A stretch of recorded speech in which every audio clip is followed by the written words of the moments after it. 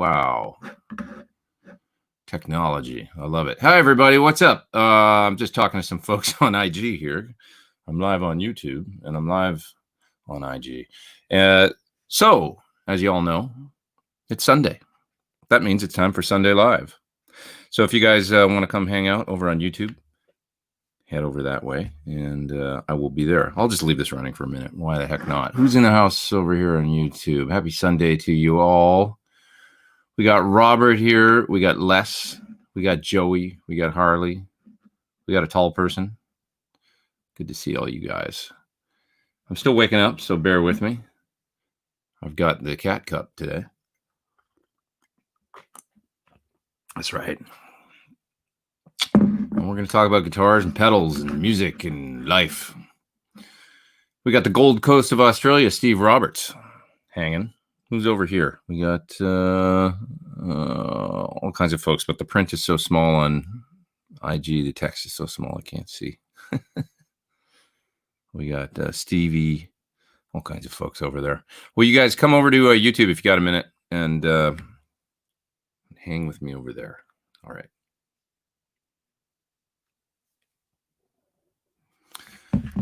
Okay, so what's up, people? Scotland's here in the house. What else we got? Cologne. Wow, it's a beautiful city. You used to have a t-shirt with the cathedral on it, you know, the twin cathedral. What do you call that? Somebody fill me in. Sherbrooke, Quebec, Canada in the house. New York. So what did I do this week? Well, I put up a video on my 335. That was fun. Everybody loves that guitar, it seems, and so I thought that's a good way to start off a series of videos about the guitars that I enjoy. Knock knock, who's at the door? It's Pete Thorn 124, says SD Design. That's right, 124 of these things that I've done. It's crazy, but I sure do enjoy it. Yeah, so video on the 335, and then I put up a video on the Echoline Fuzz this week, a nice fuzz pedal that comes from the UK. Just looking around, where the heck is it? It's in here somewhere. I'm working on one right now for the Boss MD200. How many of you guys have one of those? It's the 200 series modulation pedal. Really awesome. A lot of my favorite Boss effects in there, like a nice CE1 simulation that sounds just great, as well as Boss vibrato, which is a classic. But there's some neat other stuff in there, like vibe pedal, like a Univibe. I mean, what else? Phase 90 simulation that's pretty darn good. Rotary, auto slicer, which is a really cool, interesting, useful effect for some things. And then the octave is one of my favorites that I feel like is an underused Boss effect. Yeah, it's kind of like the Pog, I guess, from Electro Harmonics. Very similar. And so that's how the video starts, with a really cool split stereo, and it's kind of like new wave sounding or something almost. This thing I came up with, but like very 80s with the octave effect. But I love it. It's really neat. It's cool with distortion. It's cool with clean. Sounds like kind of like an organ or something when it's clean, and then but different. I don't know. It's just really cool. So that'll be coming very soon. For the first time, I'm recording using Luna, which is the UA DAW. And so that's been fun. It's challenging because I'm learning, there's a learning curve like with anything. So there's some things I'm finding challenging, but other things are awesome. And one of the most awesome things about it is the sound, which is most DAWs don't have a sound, but with the tape simulation plus the Neve summing, man, it sounds like glue. Everything I do in there, because I did a sort of rough mix in there of something else. So it's not the first thing I've done, but this is the first time I've recorded into it. I'm going to turn this light down a little bit here. It's too bright. The Neve summing, though, and the tape sim. Wow, does it ever... I don't know. It's just got this really pleasant... I mean, it just sounds like analog. Because I started on analog. I was thinking today, like, all my first recording was all analog. The first band that I really got into, like, working with and stuff, and wrote a bunch of songs with... We demoed everything on an analog machine on a Kai 1214, and then when we went in to do the record, it was all done on a Studio 24 track. So through an old API board. And that, so everything, that's how I started, was all analog for the first. I didn't do any digital recording until, I remember being in the studio actually when we were recording that album, and the guy that ran the studio had just gotten Pro Tools, and it was 4 tracks. And he was in the other room playing around with it and messing around with editing and stuff, that you could record something and chop it up and move it around and all that. And that was like brand new. So like there was digital recording, but it was those Sony 3348 machines. If anybody remembers back to those days, it was 48 track digital tape. And the machines were incredibly expensive. And I just saw one yesterday because I was looking, thinking about this stuff, and I saw one yesterday advertised for $1,200. You probably can't even find tape for them anymore, I bet. But they were probably $80,000 back in the day or something, and now I saw one for $1,200. But which is, it's funny. Digital, I guess, is just sort of more disposable. The analog machines, because I was looking at those too, have held steady for the past, I think, 10 years or so. Like I saw Studers for, like A800s and stuff for around 10 to 12 grand, which is pretty cheap compared to what they used to be, but still holding. It's not like they've come down to like they're $2,500 or something, because it's this. Generally speaking, a lot of people probably consider them to be a doorstop at this point. But there's enough people that want those things still, that drive the sales, I guess, to hold the value of an A800 or an A827 or something. It seems like they're over 10 grand still. So you could get an MCI or an Ampex or something like that or Amperex or whatever they're called. Amperex for probably like 5 grand or 6 grand or something, but they were always less. Okay.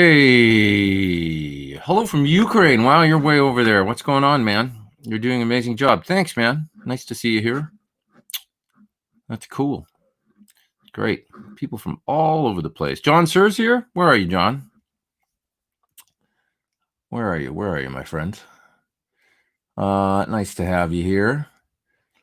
Mr. Campbell says, I know every guitar is different, but generally, how do you gauge how much neck relief is too much or too little by sight? I use the string. I can tell by feel, generally speaking, but I'll hold the string at the, and I know John, I think, does something similar to this too. I'll hold the string using my thumb on my right hand at the last fret. On usually the G string is the first one I'll look at, the 3rd string, and then I'll hold it at the 1st fret.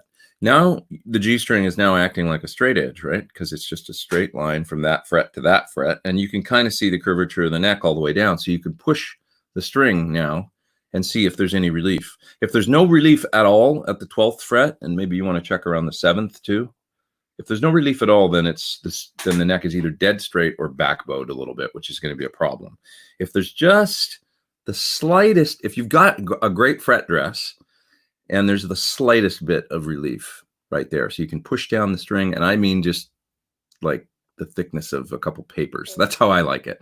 I like a great fret dress and a dead straight, not dead straight neck, but just with a hair of relief.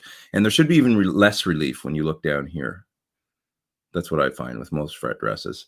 John will tell you that he dresses them the same all the way down. And he did that on a guitar of mine here, the classic, the red one. But for most guitars, I find the way that they're dressed, you'll find you need a little more relief at the 12th fret, and then you'll come down here and maybe hold the string at the 12th fret, look around the 6th or 7th, and there should be just barely any, but still a little. And that means the neck's got a little bit of bow in it, and you're going to generally end up with the best playability with not too much buzzing. So that's how you do it.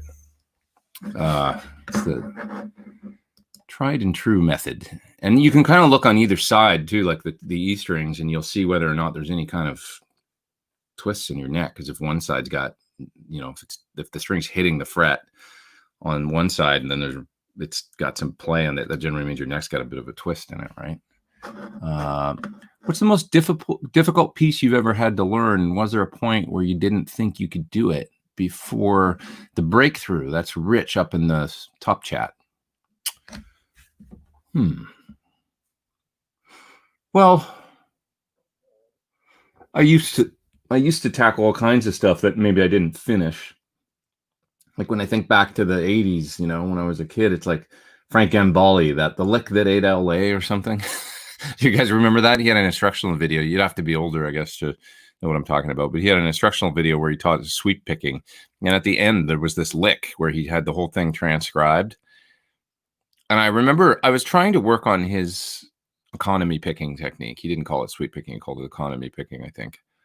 And the basic concept was whenever you were moving to another string, you wanted to have the pick go in the same direction. So like if you were on the E string and you played 3 notes and you wanted to shift to the A string, the 5th string, okay, so 6th string to the 5th string, so you could do like a down, up, down on the 6th string. Now your pick is headed in the right direction to head to the next string for a downstroke, okay? And let's say you play 2 notes on that string, down, up, and now your pick is heading in the right direction to head back to the 6th string. That's the way that Frank's picking technique worked. So that he would design his lines and stuff like that, I guess, so that like when the pick was headed in the right direction, he could then move to the next string. So if you watch him pick, it's this unbelievably smooth kind of thing where it looks like he's not doing an alternate picking. He's alternate picking to a point, and then when the pick is in the right direction to head to another string, he would do that. And it was kind of fascinating. Really difficult, I found, for me. I guess, I mean, he was incredible at it, and still is, I'm sure. Like, and it was unlike anyone else I'd ever seen. Maybe it's not that uncommon of a technique. I mean, we probably all do that to a certain degree. You know, he used, I think, in that video. This is going to drive me crazy. This cable. Get away from me. Sorry, this cable like stretched out that I kept hitting a headstock of the guitar on. I think he shows in the video that lick, right? You know that lick that most of us probably do, just kind of instinctively. Where, you know, that he's like, well, we all sweep pick. Everybody kind of does this lick. You know, where, so say on the 3rd string, I'm hitting the 14th fret on the 3rd string, the A, and then I'm hitting C on the 2nd string, the 13th fret, and then the 12th fret on the high E string, the E, and with the pick going in the same direction. Okay, that was his example of like, well, we all do a little bit of economy picking. There it is, you know, everybody does that lick. Whatever, right? So, but his thing would be to, you know, like, so maybe like something like that. So 3 notes on the 3rd string, down, up, down, down, and then maybe, so now I've hit a downstroke on the 2nd string, and then I'd be doing an upstroke maybe at the 15th fret. Now go back. So, okay, there's an example of the way Frank would pick. Down, up, down, down, up, down, down, up. Sorry, last note. Down, up, down, down, up, down, up. Which I could then go to the 4th string. So, okay, that's his economy picking technique. Right? You'll notice that and you can all see it. I'm almost doing it. Like it looks very smooth when I'm playing because it's less alternate, and it's alternate picking mixed up with sweep picking is really what it is.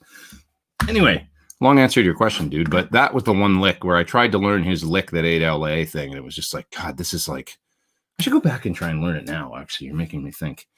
I would work on things for like 3-4 months and then go like, you know what? I just don't think this is me. I remember resigning myself to the fact that I think I'm more like Steve Morse. I want to be like a efficient alternate picker. I just missed it. Super chat, but I'm going to go back and find it. Sorry about that.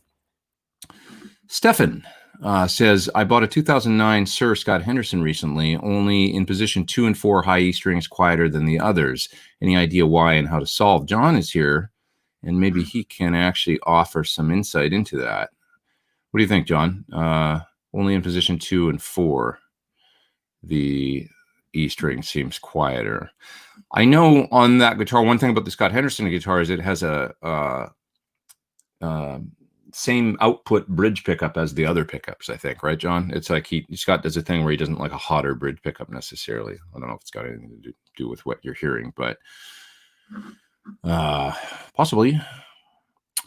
Michelangelo Battio is insane at sweep picking too. He has a few videos on the technique. I guess I should watch that. That guy's a riot, man. I met him once, and he's the nicest guy that you could possibly talk to. He's the sweetest dude.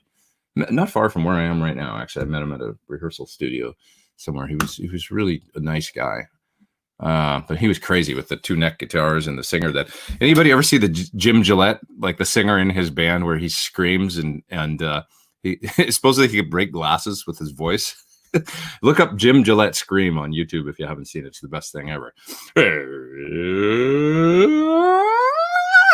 It's amazing. Anyway, I can't do it. But Amar is up there in the top chat. He says advice on miking using a 906 and a 57 and a cab switcher, which plays nice with attenuator for guitar studio. Open to all answer. For guitar studio. Well, a 906 I'm not that familiar with. That particular microphone, most people will drape over the cabinet and then it'll be in front because it's the flat one, similar to an old 609, right?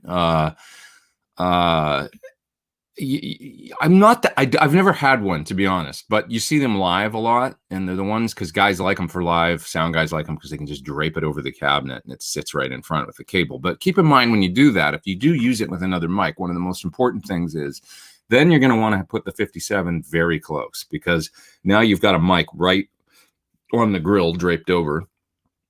If you're using it like that, you're going to have to align the 57 or you're going to get a little bit of phase cancellation. So that's not a good thing. So if you're doing the draping over thing, and some people used to gaff tape the cable to the top of the cabinet so the mic wouldn't slip around and just stay in a constant position. If you do that, just know that you're going to want to line up that 57 capsule. I would probably do the thing I usually do, which is they're a dynamic mic, and they're, they have a slightly different sound to a 57, but they're not worlds apart.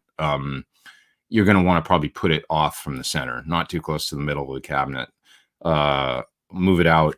So if the speaker's here and if the cap's in the middle, move it off to just to the side of the cap a little bit, so that you're not too close to the center, because it's going to be really edgy and bright and kind of hashy sounding then. So off to where the cap meets the cone, or maybe just a little bit further out. And same thing with the 57. I would probably try putting them on either side of the dust cap, and experiment with just how far out you want to go, and centimeter here and there, from the and then experiment with the aligning of the capsules.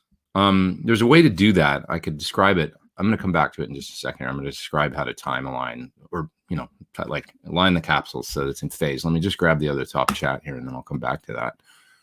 Marshall, JCM 8200, JCM 800, 2204 or 2203. Well, tough question. I mean, not really a tough question. It just depends what you want.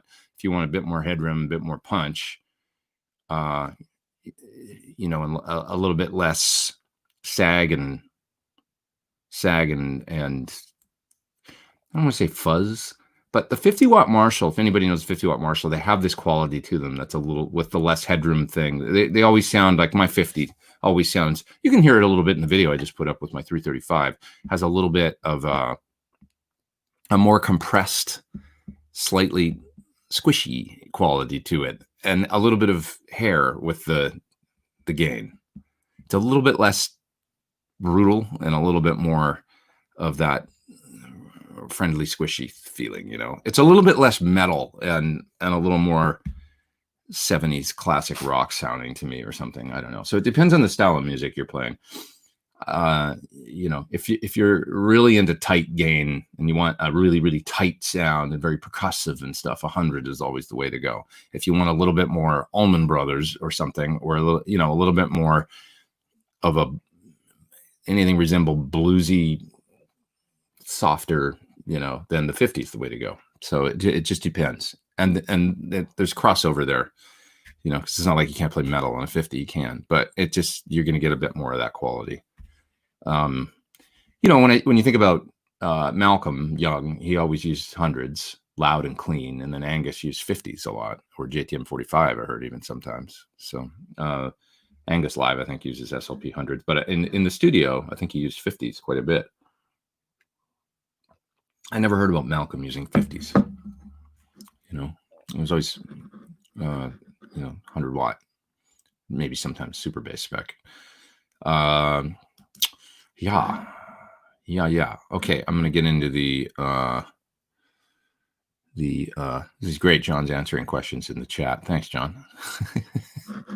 I'll throw you $5 later. I'll take you out for lunch. John's talking about impedance curves and stuff. Good info in the chat. Yeah. Okay. Here's what you do in order to have two mics. Well, I'll just say a couple things here. Jason says he bought a PT50 and he loves it. Awesome amp. Was wondering what your preference was as far as bright switches. I usually run it clean channel bright, channel 2 bright, channel 3 not bright. That sounds like a good idea. Yeah, for your gainier sounds, if you want a smoother lead sound, you don't have to have it on channel 3. I like it on I generally run them all on, but there's sometimes for certain lead sounds that I'll run one of them off. And also for if I want a real neutral clean with like to use with certain fuzz pedals or certain drives, it can be helpful to turn it off on the clean channel.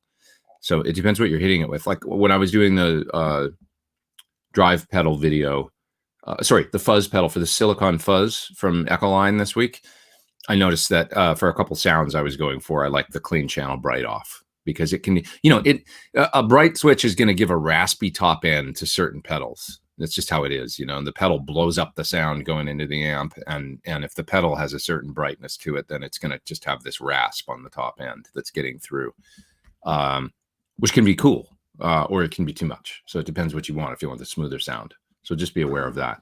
But I like your approach sounds good for like a smooth lead tone and then clarity on your clean and rhythm sounds. Cody is up there in the super chat. He says he's got a PT15R and a Helix. Any chance I'd be interested in releasing a patch for a complete rig using the Helix for effects and channel switching? That's kind of an interesting idea.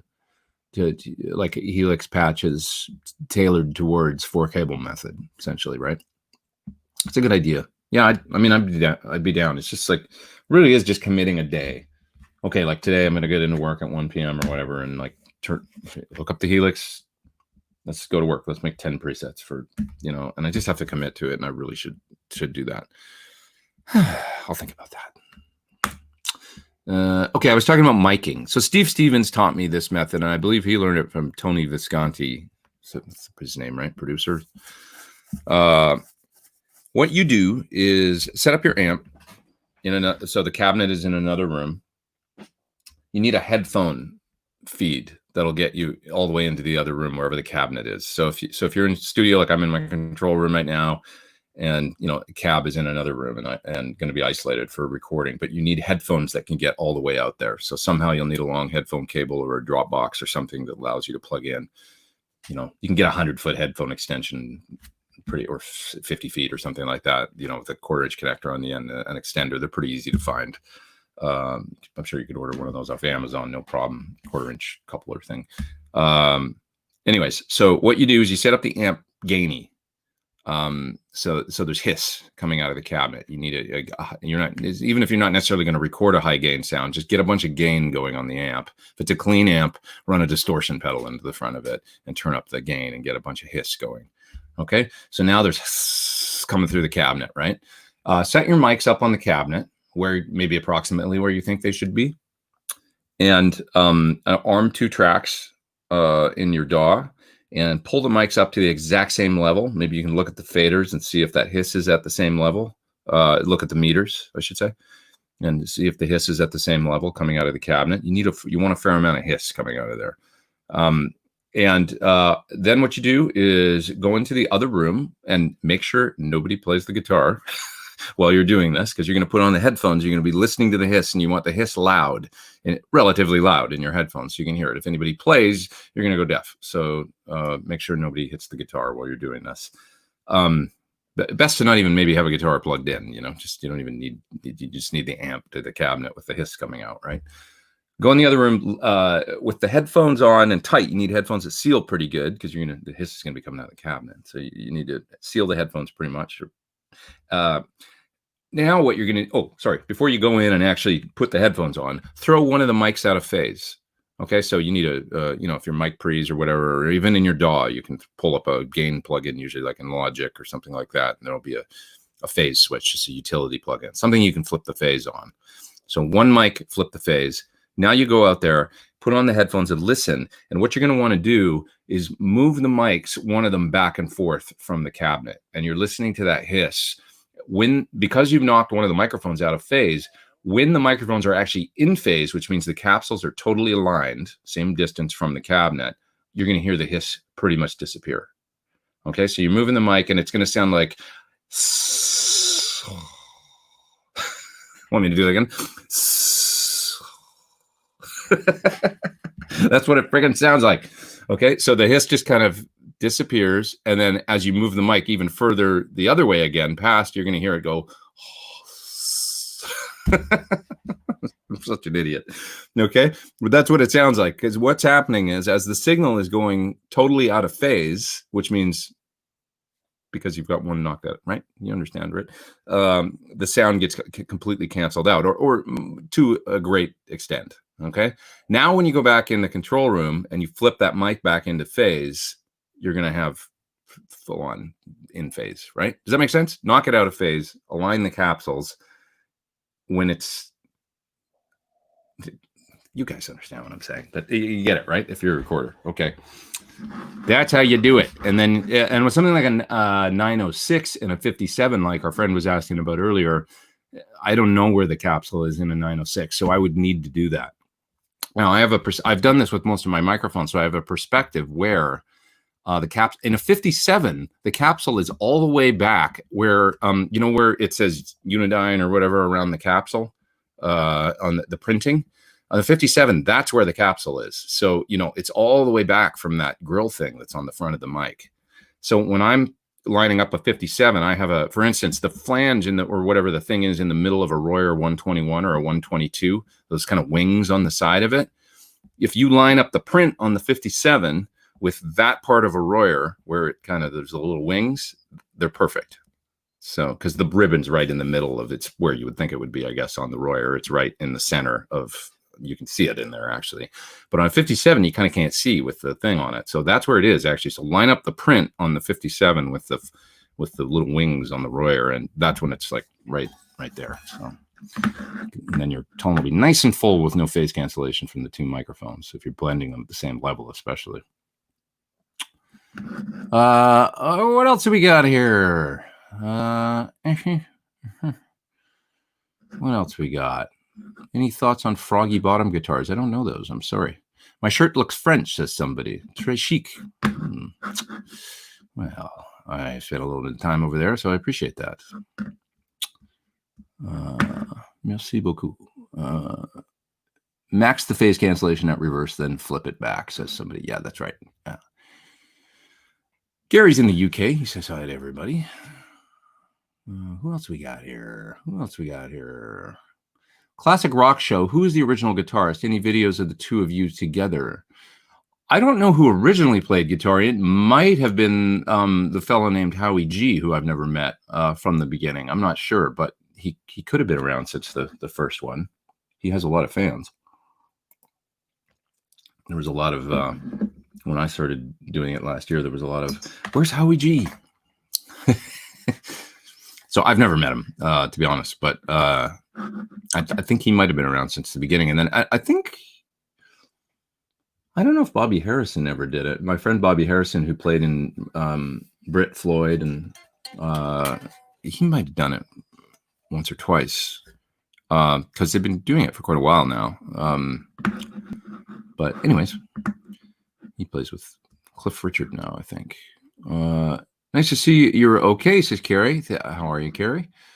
Spent your morning with your friend. She bought a 70 Les Paul, heavily played for $700 from a neighbor. Wow, that's a great deal. Asked me to authenticate it. Made me think of you. That's cool. 70 Les Paul. I wonder if it's a custom. Those are cool from that era. They're pretty neat. Jesse, happy birthday, brother. What's up, dude? How are you? Great to see you here. There's speaking of the Classic Rock Show. That's Jesse Smith in the house. Fantastic singer. Jesse's got a podcast where he's interviewing friends and all kinds of folks from the music industry. You guys should check it out. I'm not sure if he actually puts it up on his YouTube channel or not. But Jesse, you can tell people in the chat if you want to.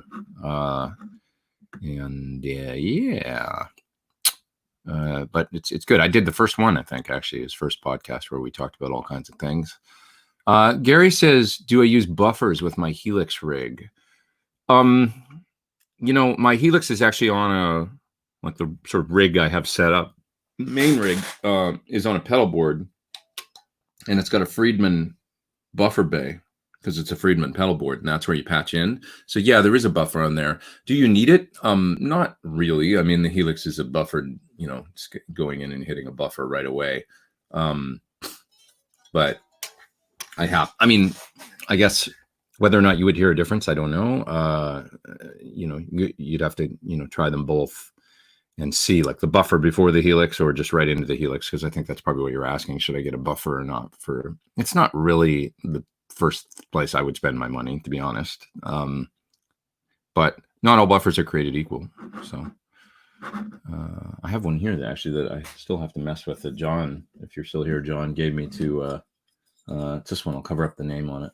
Nobody can see, but it's this one, but with a unique circuit that he asked me to try. So I got to give that a listen and see what I hear. One thing to be aware of with buffers is that you can overload them. So if you're running a wah in front or a real loud fuzz or something in front of a buffer, you can hit it and actually distort the buffer. So that's something to know. That they're not all the same, and some of them have, I guess, more headroom or whatever than others. It's important to know. Do I have family in the UK? Yeah, I do actually. I haven't talked to them like for eons, but I do have a little bit of family over there. I mean, because it's where my basically my whole family at one point or another, emigrated from there. So my granddad was in the RAF and grew up there, and in the 30s emigrated to granddad on my dad's side. Emigrated to Canada, so 1930s, and I guess it's I feel stupid because I'm trying to remember, but it's cousins and stuff at this point that I've got that are pretty distant. But there was one point in the 80s where I did go over there and hung with them for a while. And it's a funny story. One of them was, so they were, they would be in their probably 60s or 70s now, I guess, but they were young then, they were like, I was a kid. I mean, I was like 14 and they were in their 30s probably. My family there. And one of these guys was a guitar player. And so I remember he took me out and he had a Marshall cabinet in the back of the car. And I thought, well, this guy's all right. This is cool. And he took me to a punk club in London, which I'd never been to anything like that. It was called the Greyhound. And we saw a punk band play. And I always remember the guy broke a string on stage and they stopped the song. And then the singer just talked until he changed the string because he didn't have a backup guitar. And they were pretty good. I mean, it was loud. It was like a London punk club in 1983. It was cool. Like I was like, this is awesome. So I've never been any place like that when I was 14. Anyway, but yeah, I have a little family over there that I just haven't stayed in touch with. This is hard because I moved. Keeping in touch with my immediate family has been hard. Being in Los Angeles for 30 some years, I've lived here longer than I lived in Canada, substantially longer at this point. Chris Quinn is up there in the top chat. He says, tell me about the PRS Swamp Ash special. I think you said you had. I never had a PRS Swamp Ash special. I had a classic 24. That was a so alder body, maple top, maple neck, rosewood fingerboard. This would be I guess, God, when did I get that guitar? I guess it was early 90s. So one of those, 24 fret, like kind of bolt on, slightly less expensive PRS. It was a decent guitar.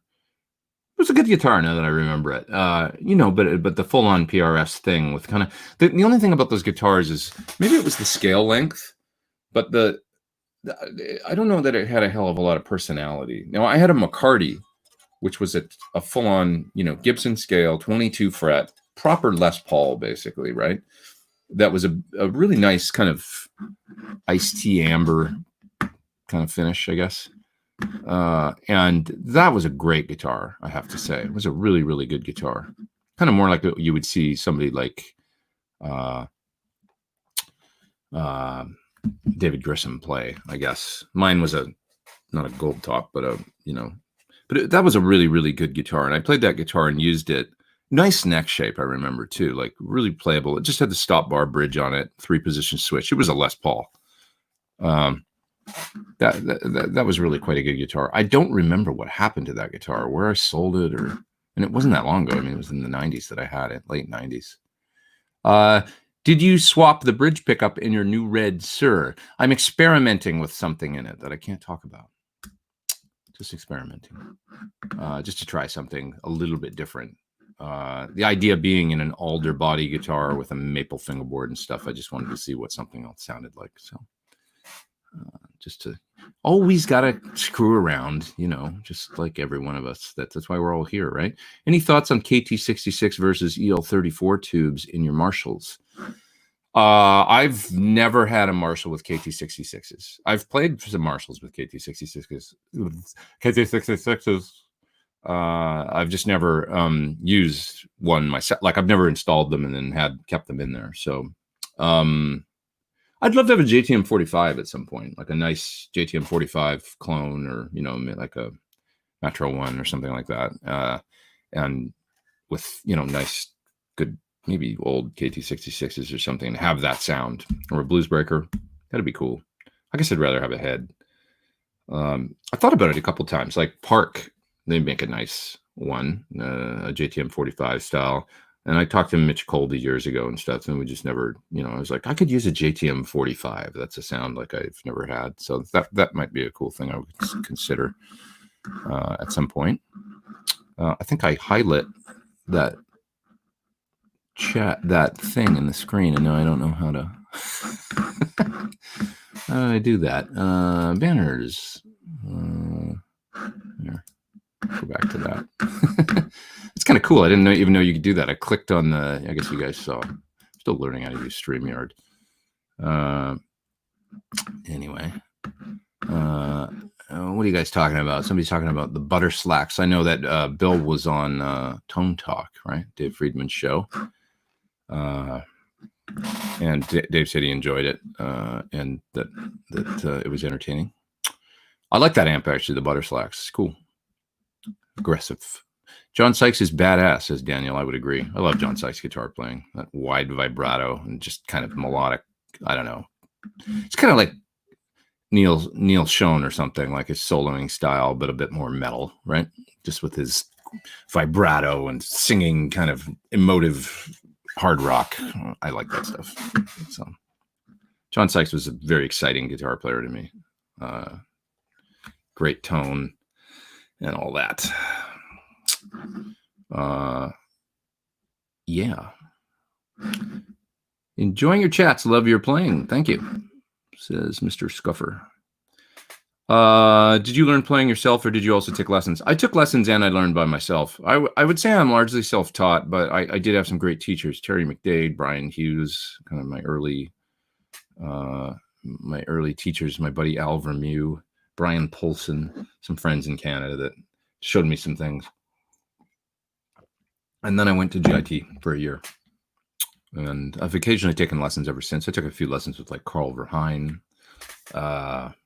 Took a lesson with Paul Gilbert once. So here and there. I think lessons are a good thing. And learning by yourself is a good thing too.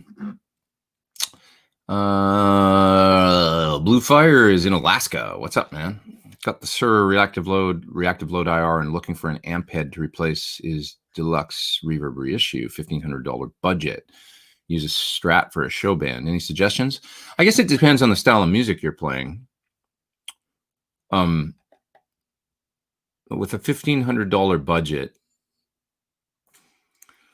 if you're more in the hard rock vein, $1,500. If you play a lot of pedals, I mean, you could look around and see. I don't think you're going to get something like a Suhr Badger 30 for that. You might.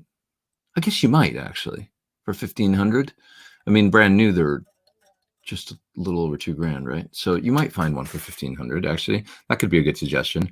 If you're a hard rock player and you don't use a lot of pedals, maybe like a Friedman Runt 50, something like that. You'd probably find for that used. I would think good amp for the dough for and it's got a clean channel and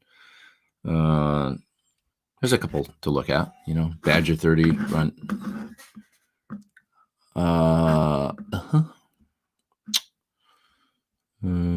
Okay, what else we got here, guys? Ben Coombs has got a split. Hey, thanks for being here, Ben. Sorry you got to go, but I hope you're well. Let's see what else we got here. Do I have any 7 or 8 string guitars? I don't. My main low tune thing is a baritone. So I've got a Dano baritone that I just love. It's not an expensive guitar. I think they're around $499 in the US, and I love that thing. It's really fun for low tune stuff. I kind of would like a 7 string or something to mess around. They feel so foreign when I pick them up. It's like a weird thing. There's something about them that just like I don't really need the extended range. If I'm going for a heavy or low thing, I don't feel like I need the top string to go up so far. Like I don't, that's why I play baritone, I guess, more. If that makes sense. Something about 7 and 8 strings tells me you're going to use the whole range of the thing, which generally means there's going to be shreddy down low, and that kind of like, I don't know, like you're going to be tempted to use all those strings. And that just to me is more, I'm more a riff rock and roll kind of guitar player guy. That's like, I'll play a baritone and then I'll get into that sound and then be, and play I can play melodies on it or whatever. And it doesn't have to be like the whole, so I guess that's why I've never gotten a 7 string. It just, I don't know. But maybe it's cool. I don't know. Hey, Pete, ever spend much time trying a scallop neck guitar? I did one myself. I actually scalloped a Strat. So yeah. Any idea why they are so associated with shred versus rock in general? Well, Yngwie, you said it. Obviously, Yngwie uses them, but so does Blackmore, for example. He did, but he's kind of, for the 70s, he was a similar sort of rock soloist that was like, so I guess that's why it's not associated more with just straight up rhythm players or something. I quite like it, actually. I mean, the feel of a scallop neck to me is just like great big frets. I mean, you don't feel the fingerboard. So to me, there's one of the things I really, because I do use big frets. This guitar has big frets, my signature model.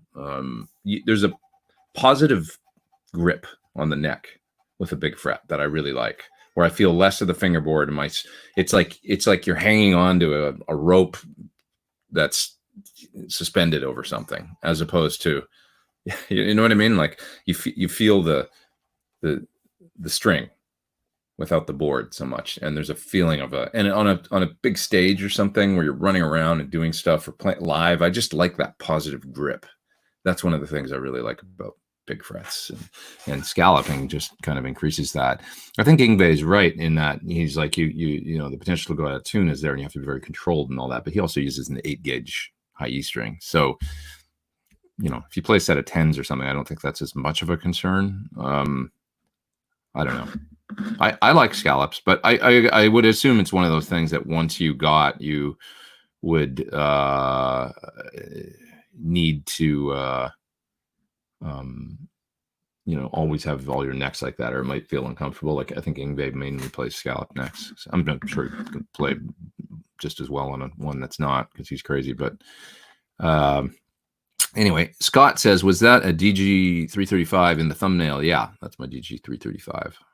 When I take a thumbnail, for these things, I just grab a guitar and just something that I don't think I've shown in the last year or something on these, and I'll just,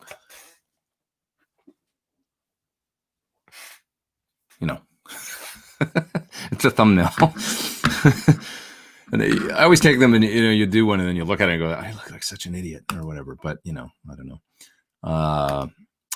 Anyway, that was Alex B asking about the scallop neck and all up in the top chat. Thanks for doing that, man. I appreciate you. And but beyond that, I would say I did a Strat. It was a Strat Plus, which was like it was seafoam green with lace sensors, and probably like an 87 or 88, something like that. And it was a maple fingerboard, and I scalloped it myself with a rasp and the whole 9 yards, And I went a little too far. I didn't hit the truss rod or anything like that, but I went pretty far.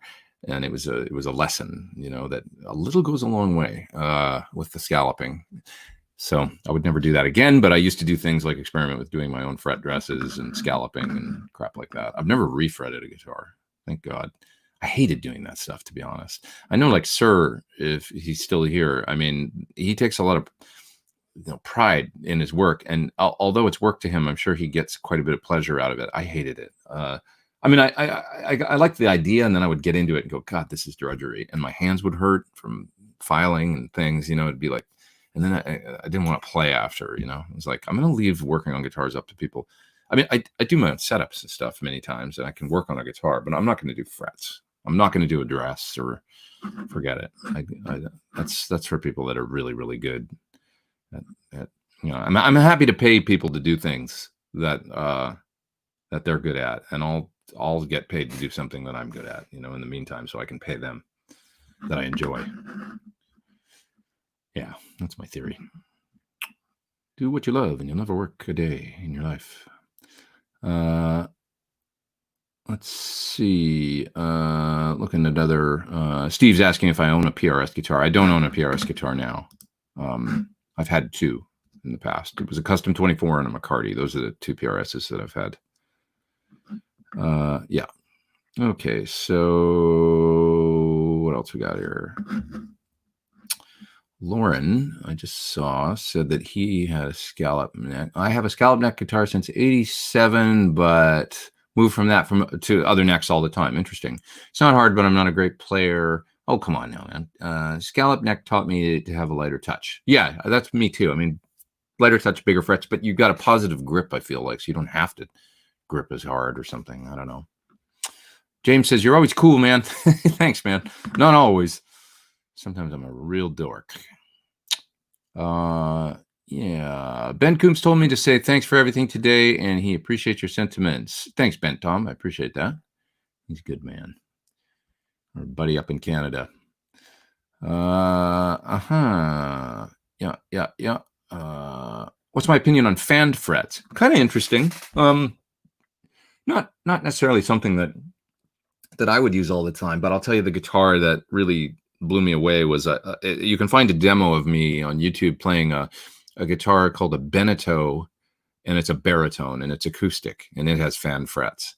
And that guitar was mind blowing. It sounds like a piano. Watch the demo it's just, I'm playing a simple, arpeggiated kind of part, and then I solo over top of it on the Baritone. I love baritone guitars. I just love the sound.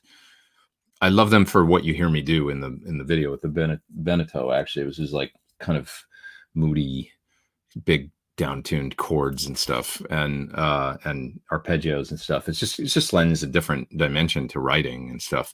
And on the baritone, the fan fret being the longer scale length for the low string and stuff just gives it this piano-like quality. When you hit that low string, it just sustains and sounds like when you hit a low key on the piano. I love that sound. I've always loved that sound. I mean, even I don't know how to play keys, and on some of my stuff, I'll do just root and fifth or roots on piano. And I like that sound, like supporting the bass. It just gives this. It's like just a drone pad that I love, and I love it when a guitar can do that, which is not that often, but baritones do that. And the fan fret thing gives it that stability in the low. Now it's a different sound than it can be cool when you hit low strings and they don't do that, which is the sound of Soundgarden or something, almost like where you've got more like a Gibson scale length guitar that's tuned low, and the guitar has a sludge to it, and they can be bent out of tune a little bit, and it's that like the pitch fluctuating with that's a different thing, so I appreciate that too. And the fan fret thing goes against that, so it depends what you want. Yeah. If you want more piano like tones, you want the fan fret long scale situation. Craig Thompson says, Alberta shout out. What's going on up there, man? How you doing? Medicine Hat. Cool, man. Cool. Homies in the house. Let's see. Do you ever see a day where you would tour with an all digital front end like Helix or something? Well, I've done it. I've done full tours with modelers.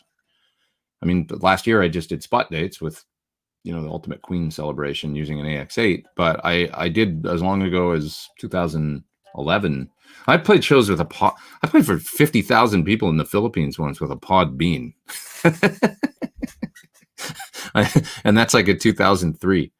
So going way, way, way, way, way back, it was like, when this makes sense, I'll do it, which was like, I don't know what kind of rental amp is going to show up in a humid country like the Philippines, and maybe the input jack doesn't work or who knows what. And then I've got problems and pedals and how's it going to sound, and screw it. I'll take the pod. It's a pod artist. It's a pop artist. Excuse me. It was Mandy Moore, who was incidentally like really big in the Philippines. It was like a Britney Spears level back then, of, like a great big pop artist in the Philippines. So we did one gig that was like 50,000, one for 15 and one for 50. And it was a really fun week. I remember going to it's like really hilarious, fun week in the Philippines.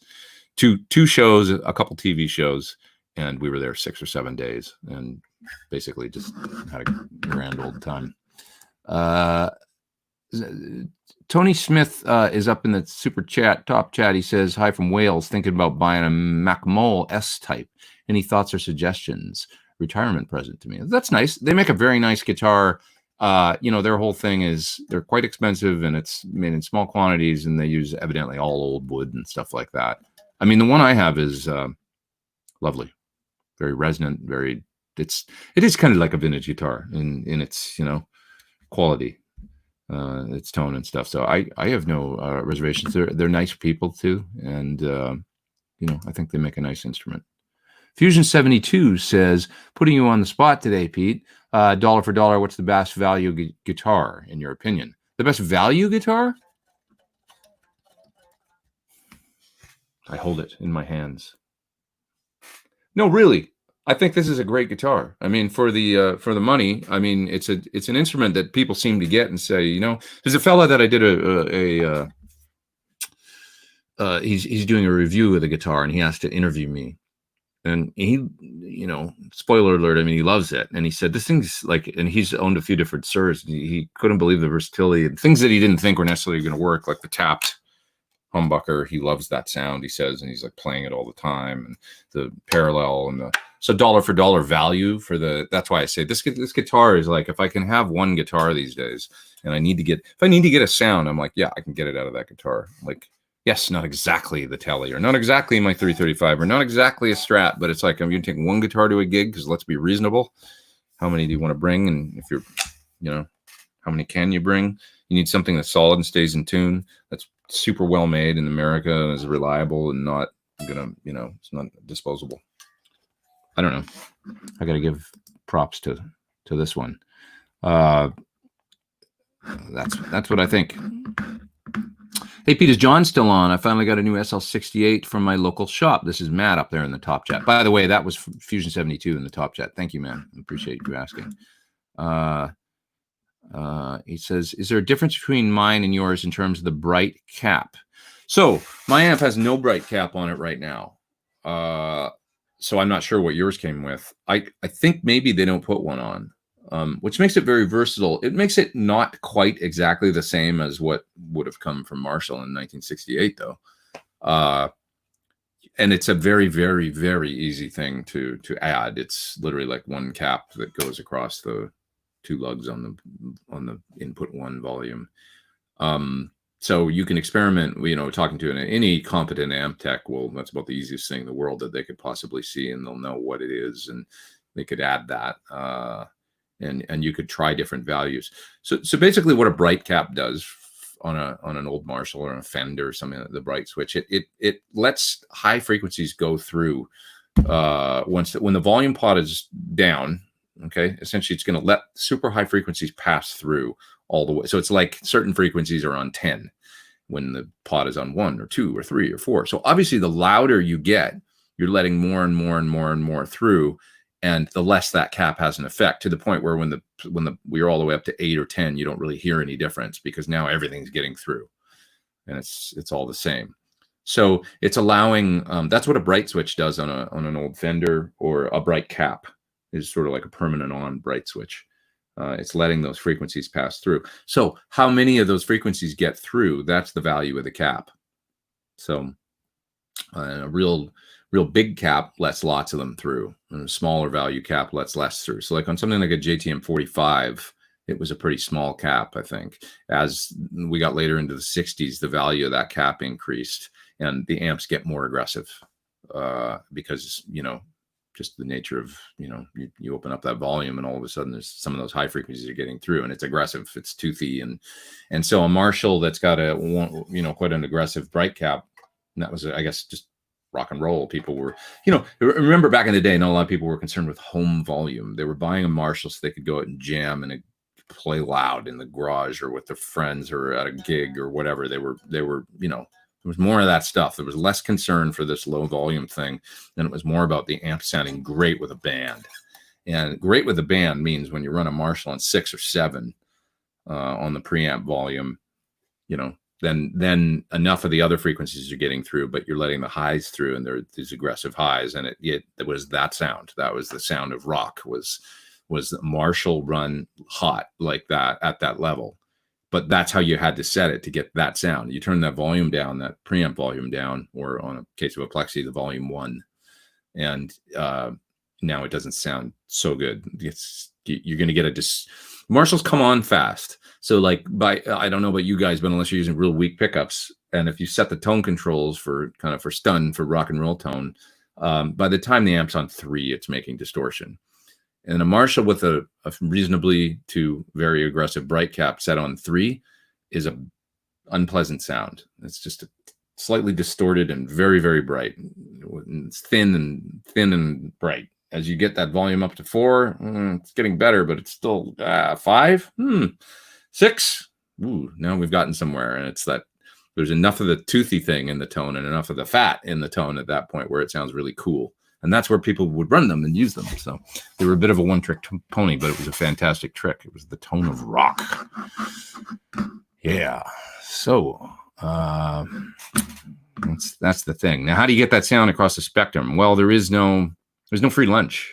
I guess you could have a rotary switch installed with different bright caps or something. That would be a mod, where you could have a real small value and then real large value bright cap, and have 5 different ones or something like that. So across the range of the volume, but it's not exactly the same. It's like, I like the idea of almost letting these amps be, if they're a one-trick pony, then let them be that one-trick pony and use them for that. That's okay. They don't have to do all things. It's like, I guess I just grew up during that time where it was like guitar players used, a JC 120 for their chorusy clean sound, and then switched to a Marshall for their, that was always probably set about the same for their dirty sound, like Billy Duffy did. That was kind of the era I grew up in, where people had those great big AB amp rigs. And it was a great sound. I'm really enjoying my coffee, and I kind of want to make another one, but that would mean I would have to leave. So I'm probably not going to do that. We've got 464 people online, and I don't want to lose you. Hello from Birmingham, Alex Hunt. Man, I spent some time there this year. I was there twice in the last 6 months. And I enjoyed myself. I did. The Birmingham, the town hall downtown or wherever we played. It was a cool venue that Sabbath had played in, and all kinds of bands. Yeah.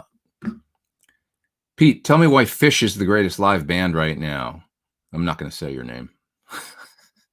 I'm just not going to do it. You know what? I don't know anything about Fish. That's like a thing that I don't know. I don't know what they sound like. I don't know Trey's guitar tone. I confess to total ignorance about Fish. I'm sorry. That might make you, maybe you're going to sign off in disgust, but I just want to be honest. Yeah. Bill G says he had a Silverface Twin with JBLs. You can turn it all the way to 10 and it wouldn't distort at all.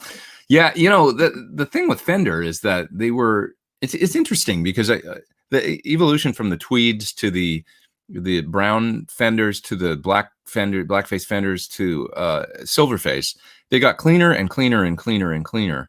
I mean, one could argue the brown, like John's got a Suhr Ombre amp, is based after a Brown Deluxe. One could argue maybe that was the most rock and roll one over the tweed, because it had a bit more, correct me if I'm wrong, but they have a bit more push and volume than a tweed. So maybe a bit more headroom, but they're still real dirty and raunchy. So they were even in some ways maybe more like proto rock and roll than a tweed amp, which is a bit saggy and a bit more bluesy. So maybe the most rock and roll of the whole era was 1962, 63. When did they come out? 61, 62, 63. They had the brown ones. They had a presence. And, you know, they were a different sound and circuit. And I think when I think of the, like Brian Setzer, that's what he used, you know, pretty rock and roll tone for sure. And then you get into the blackface amps and then the super clean stuff. And certainly with Leo Fender, like at Music Man in the 70s, and using a solid state front end with a you know, tube power section. I mean, it seems like he wanted cleaner, and that there wasn't a lot of, you know, that the distortion these amps made was a happy accident, and that he was trying to get rid of it all the time. But he wasn't a musician, you know. That's the thing. Yeah, you folks know that, right? Like Leo didn't play. He couldn't really play a chord on the guitar. He was a designer, which is fascinating to me. To think that he invented the P bass is one that not a lot of people talk about. The fact that, you know, everybody would still be carrying around a giant, you know, stand-up bass if it weren't for Leo Fender. He revolutionized so much stuff, but he wasn't actually a musician. It's crazy. You know? I read a really interesting interview with Ted McCarty a while ago that you could find online, where he's talking about Leo Fender, and it's pretty funny, like, because he's talking about how Leo was kind of an outcast. Not like they made him an outcast.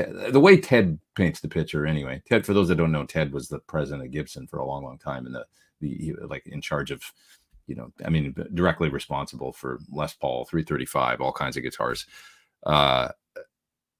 So anyway, he would talk about Fender, like he's like, I remember the one quote from it that I remember is like, "Do you get the impression I don't like this guy very much?"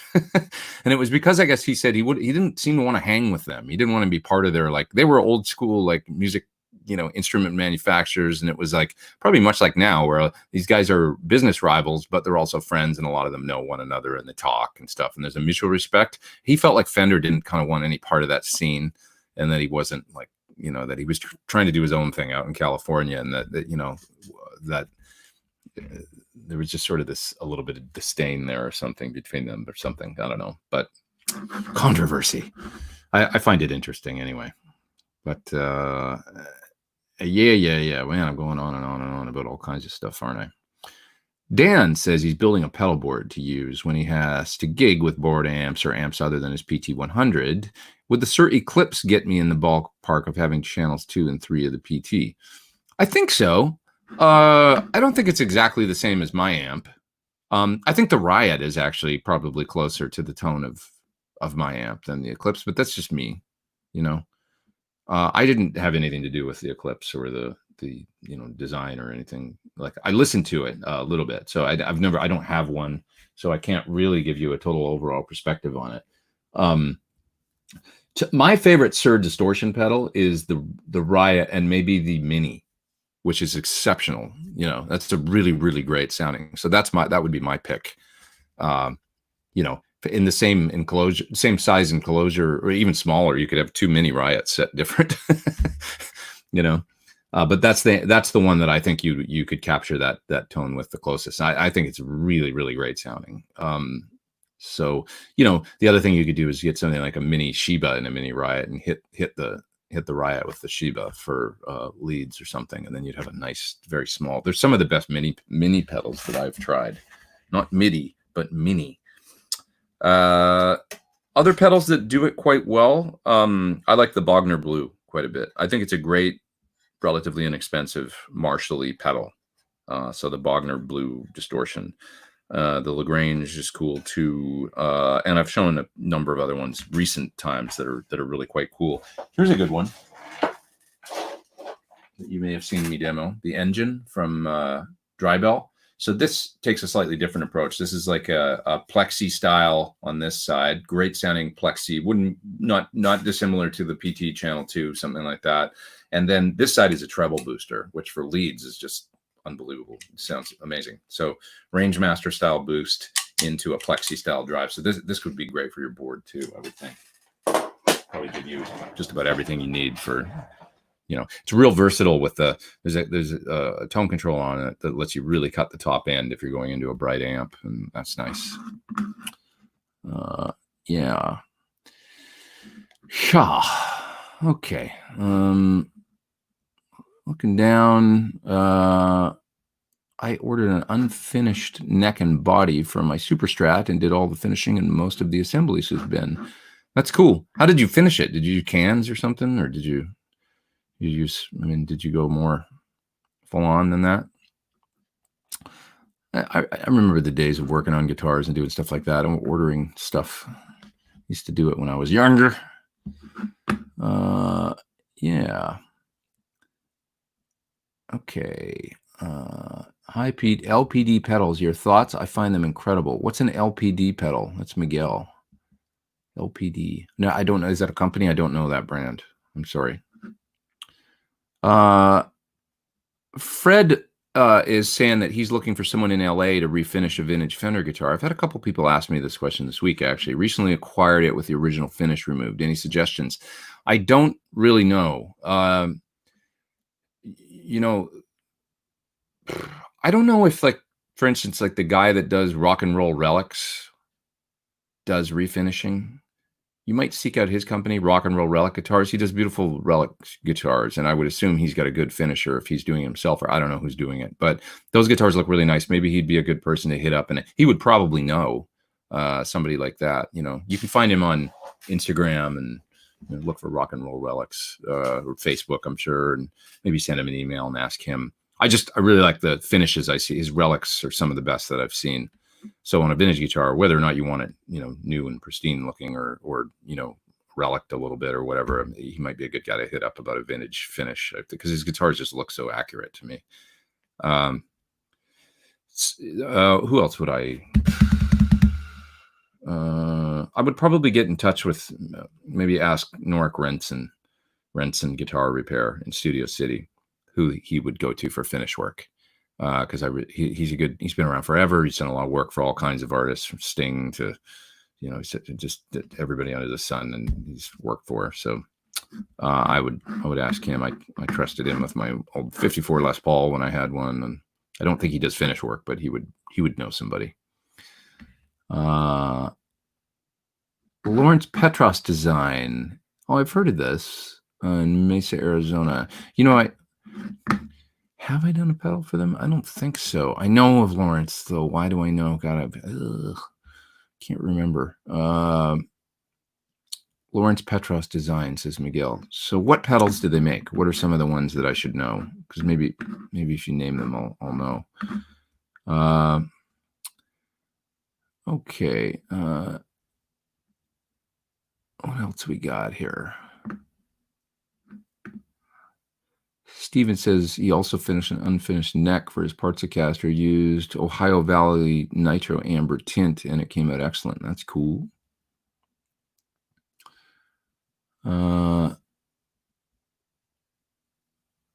Okay, Ben says you used spray cans and painted a crazy paint splatter design. Oh, that's cool.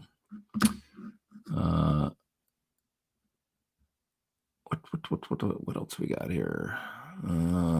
The older I get, says Bent Tom, the less I want to work on guitars and tinker with them.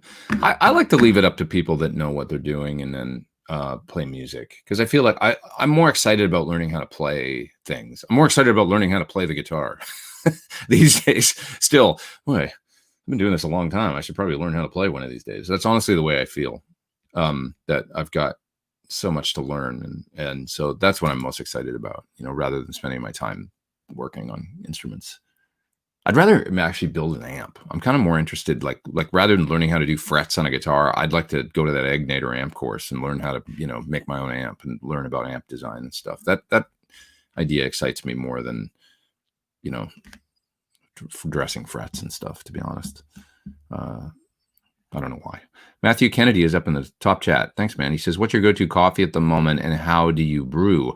I'm not that talented at home with it. So I've just got an Italian, drip coffee maker that's halfway decent, and an espresso machine. I don't have a proper espresso machine. So the stuff I make at home isn't great.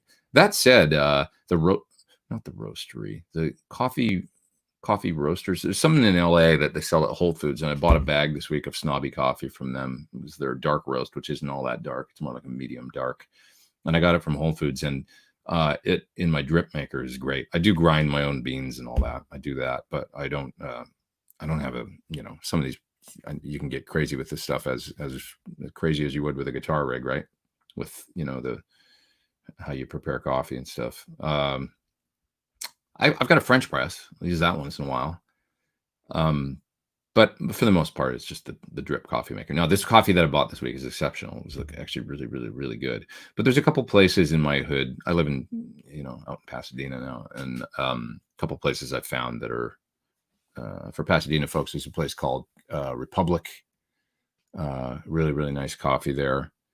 There's also there's a Blue Bottle out there. There's Intelligentsia. So if I all these are very close stop from my home. If I'm coming here, I'll like sometimes go, should I get one? Yeah, let's get one. And I'll stop by and get an oat milk, latte or something. Triple. Give it to me. Did you ask something else? Just moved to a new place and just need a coffee machine. Yeah, I mean, I don't know. I'm not the expert on the machines, to be honest. Like I say, I just went to Sur La Table and bought a decent drip Italian coffee maker.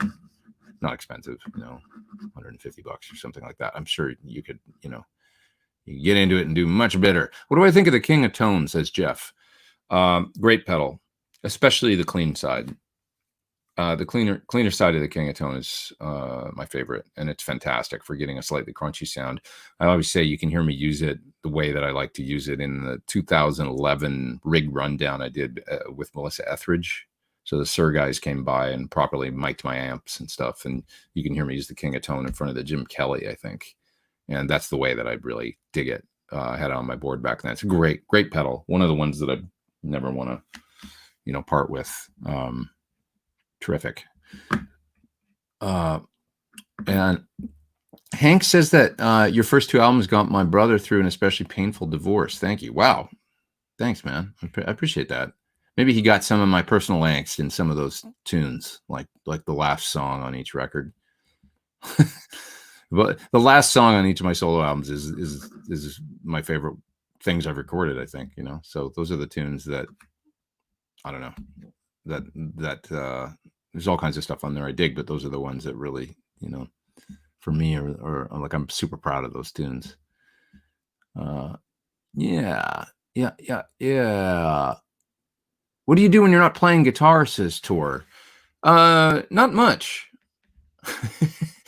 No, I used to, and I was thinking about this today. I really enjoyed riding my bike, and now my bike is in a state of disrepair, and I either need to get it fixed or spend some money and get a new one that's a little bit better, because I really enjoyed riding a bike, actually.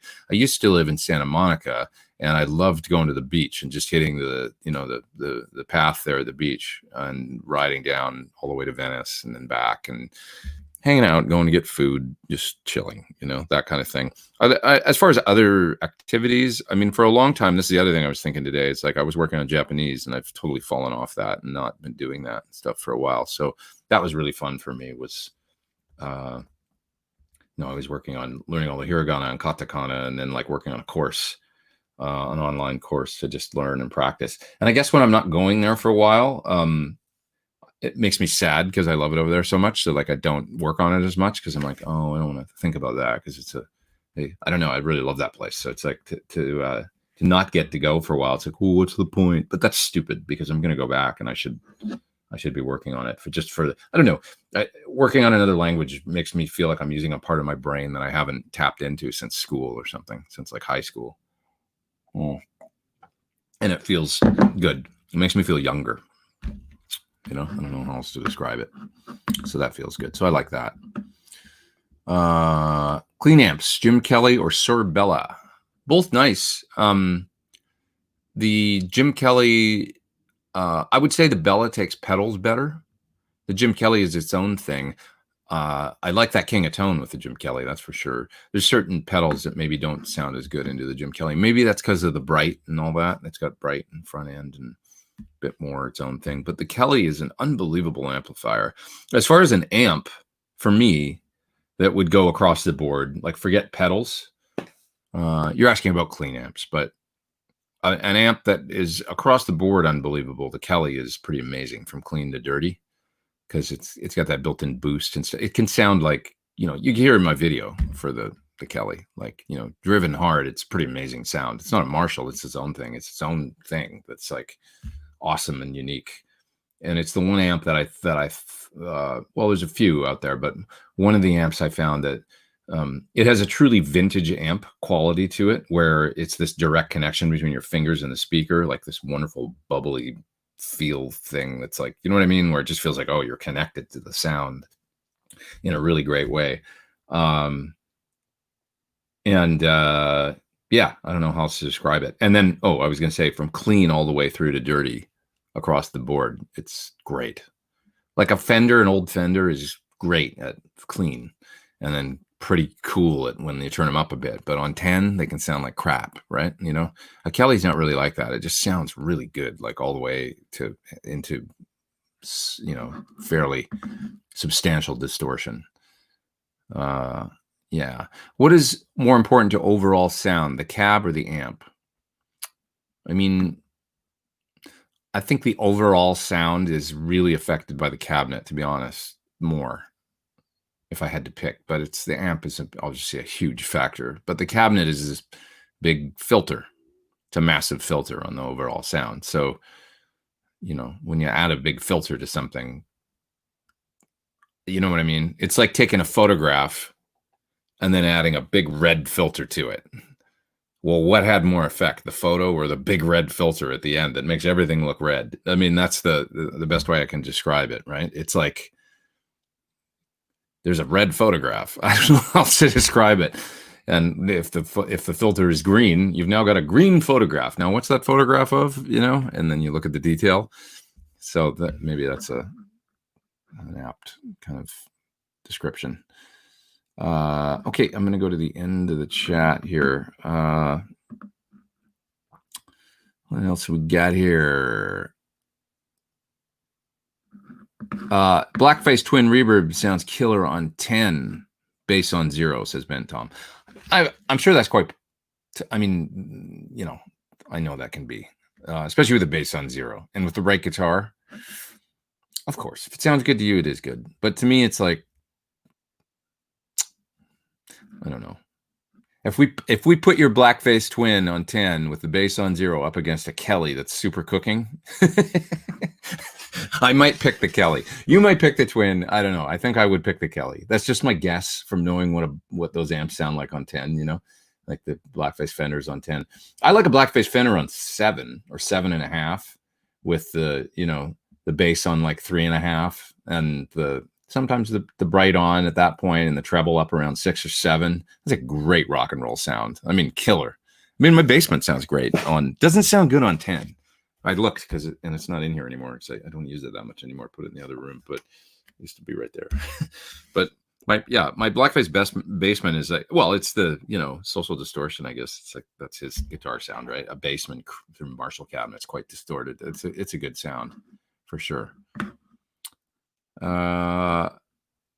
Okay. Thinking of swapping out my 2 humbuckers and my Suhr Modern Plus with Pete Thorn's. What do you think? Should I replace the single coil too? Probably not. The single coil is probably a V60 LP or something, right? I don't know what they put in those exactly, but yeah, put a Thornbucker Plus in the bridge and a regular one in the neck and see what you think if you want a slightly more versatile guitar for sure. Richard Lee Rogers says, you get blocking distortion in the phase inverter of Fender amps. Right, I've heard that term many times for sure from guys that know what they're talking about. On 10, the coupling caps are too big and can't discharge fast enough. It's not a good sound, is it? The blocking distortion thing.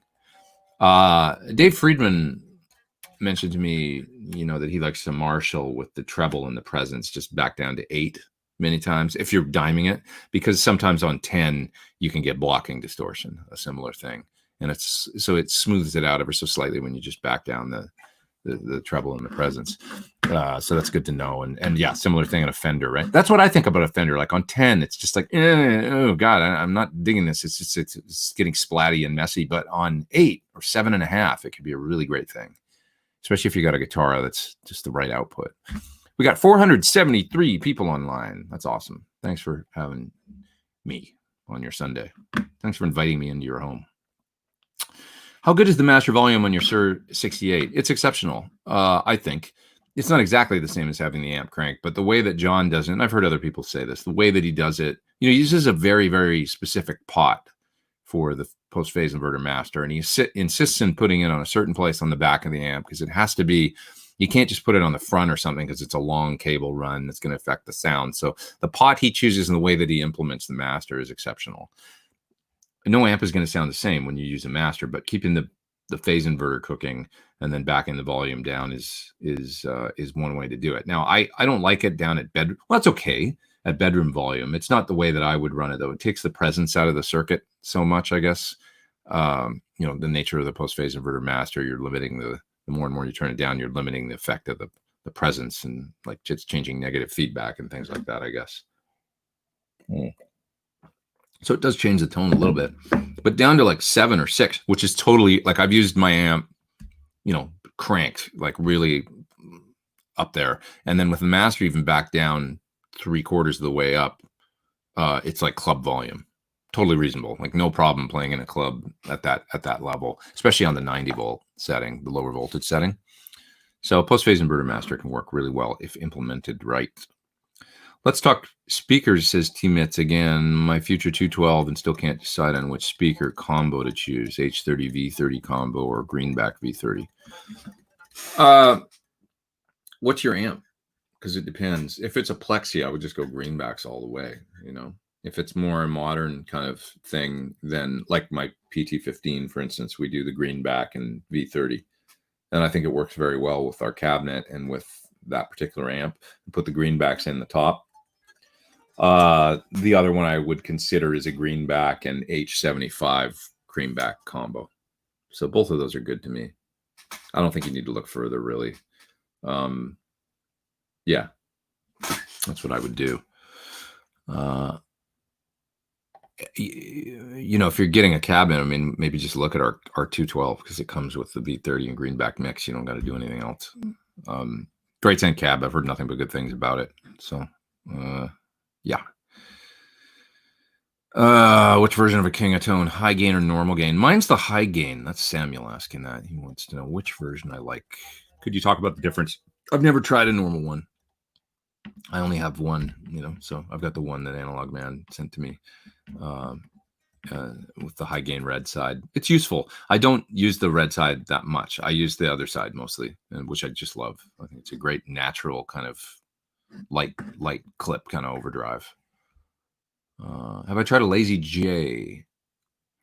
Heard one when I was in the UK. I think on one of my classic rock show videos, I put up 3 or 4.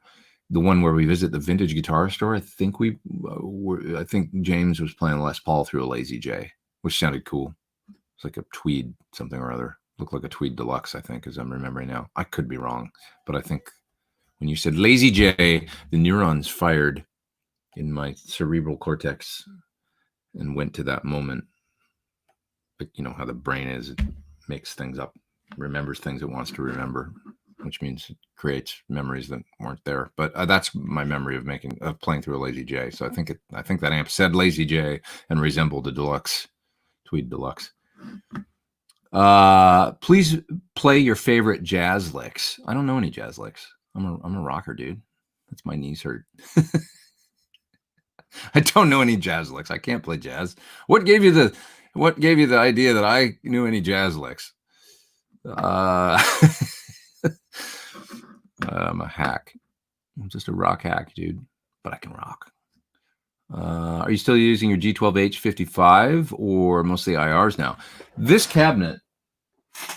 You asked about G12H55. This cabinet has 3 G12M 75 hertz speakers in it and 1 G12M 55. The one in the top left is a 55 hertz. So that's a Greenback 55, which is a real cool sound. It's a slightly less aggressive, bottom drops a little full.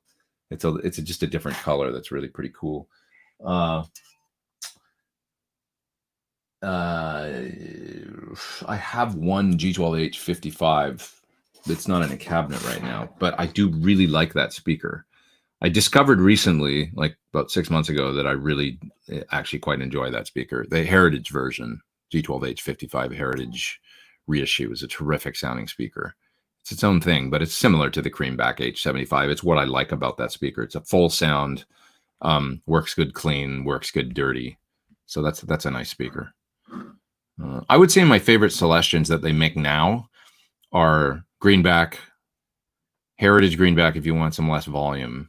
It's not, I like the tone of the standard Greenback better, but the Heritage has a thing that works really good with aggressive Marshalls that are loud because it's 90-6 dB efficiency. It's real low efficiency. Creamback H75, the G12H 55 hertz, bass cone Heritage speaker. And the Creamback is really nice for an overall Alnico Cream, excuse me. And one more pick, honorable mention, is the Neo Creamback, which is like a Greenback, but Neo. That's a great speaker. If you want to light and load in a 212 or 412, that's a terrific sounding speaker. That sounds like a nice broken in Greenback that is sounds a little bit not quite efficient enough for my PT15, I found, because I was considering putting them in the PT15 cabinet, but I found it was like a little bit too relaxed sounding for a 15-watt amp. I needed a bit more efficiency out of the speaker, I felt like, and that's why we went with the Greenback and the V30 to give that amp a little bit more volume.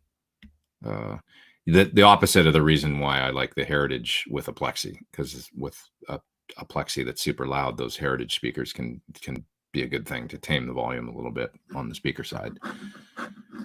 That filter, Classic Lead 80 is an underrated speaker as well, says the Ben Talks. I don't know much about that speaker. I've played them here and there. It's just not a speaker that I don't have a great perspective on what that thing sounds like, to be honest. Apparently the 50 hertz Greenback is discontinued. That could be true, says Johnny. I didn't know that. 50, 55 or whatever, right? I didn't know that. They made it for a long time. You can probably find them used or out there. Let's see. Ben Tom says, thanks. I'm just curious, as I recently acquired a set of 4 1970s black back G12H55 30 watt. That'll be a great speaker, I'm sure. Give you some really cool full tones, Yeah, I don't own any vintage G12H 55, but I have G12M 55, G12M 75. I have quite a few of those now. I have 2 412s basically full of these things at this point. Patrick Carroll is up there in the super chat. He says, I love you. Could you share, love you too. Could you share your rhythm tone on Comfortably Numb from the Classic Rock Show? It was so rich, but supportive. Humble to not take the solo. Yeah, James plays that solo really well, doesn't he? If you guys haven't seen it, there's a video of us doing Comfortably Numb, which is, some people were like, it's slow. It's not, it's the pulse version. So we're going for the pulse version of Comfortably Numb on that, which is slow and dirgy. And James learned the solo just great and plays it really well in the video. You'll see. I take the first solo, which is the short one. I'm using the Ryra muff. That's the main part of the tone. So it's the Ryra Big Muff clone, Rock Your Repaired Amp. And so on the chords, that's what you're hearing. And also on the solo. In the There Is No Pain You Are Receding. In that part, I'm just playing a clean, chorusy, compressed thing. But other than that, the Ryra is always on. And what else did I use? I used the Mobius with a bit of flange for the solo. But I probably have I haven't looked at that sound for a couple months, so I don't exactly remember, but I'm sure I've got a bit of Boss DD500 and some reverb going in the Eventide H9, probably the Earth reverb maybe in the H9, just on the rhythm, to give it some depth. And, it's just big football chords, right? So, but the main part of the sound is a good muff, really. Everybody likes a good muff. Did I just say that? Let's see. Andreal Carter Jr. is up there in the top chat, and he didn't even ask me anything. He's just, I guess he wants to buy me coffee. Thank you, sir. I appreciate that.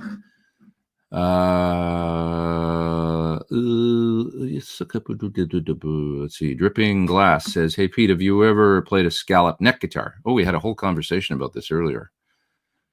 We did. We had a long talk, 10 minutes about scallop necks. Yes, I used to have a guitar that I scalloped myself. It was a 1987 or 88 Strat Plus that I went to work on with a rasp and sandpaper and files and almost destroyed. But it turned out okay.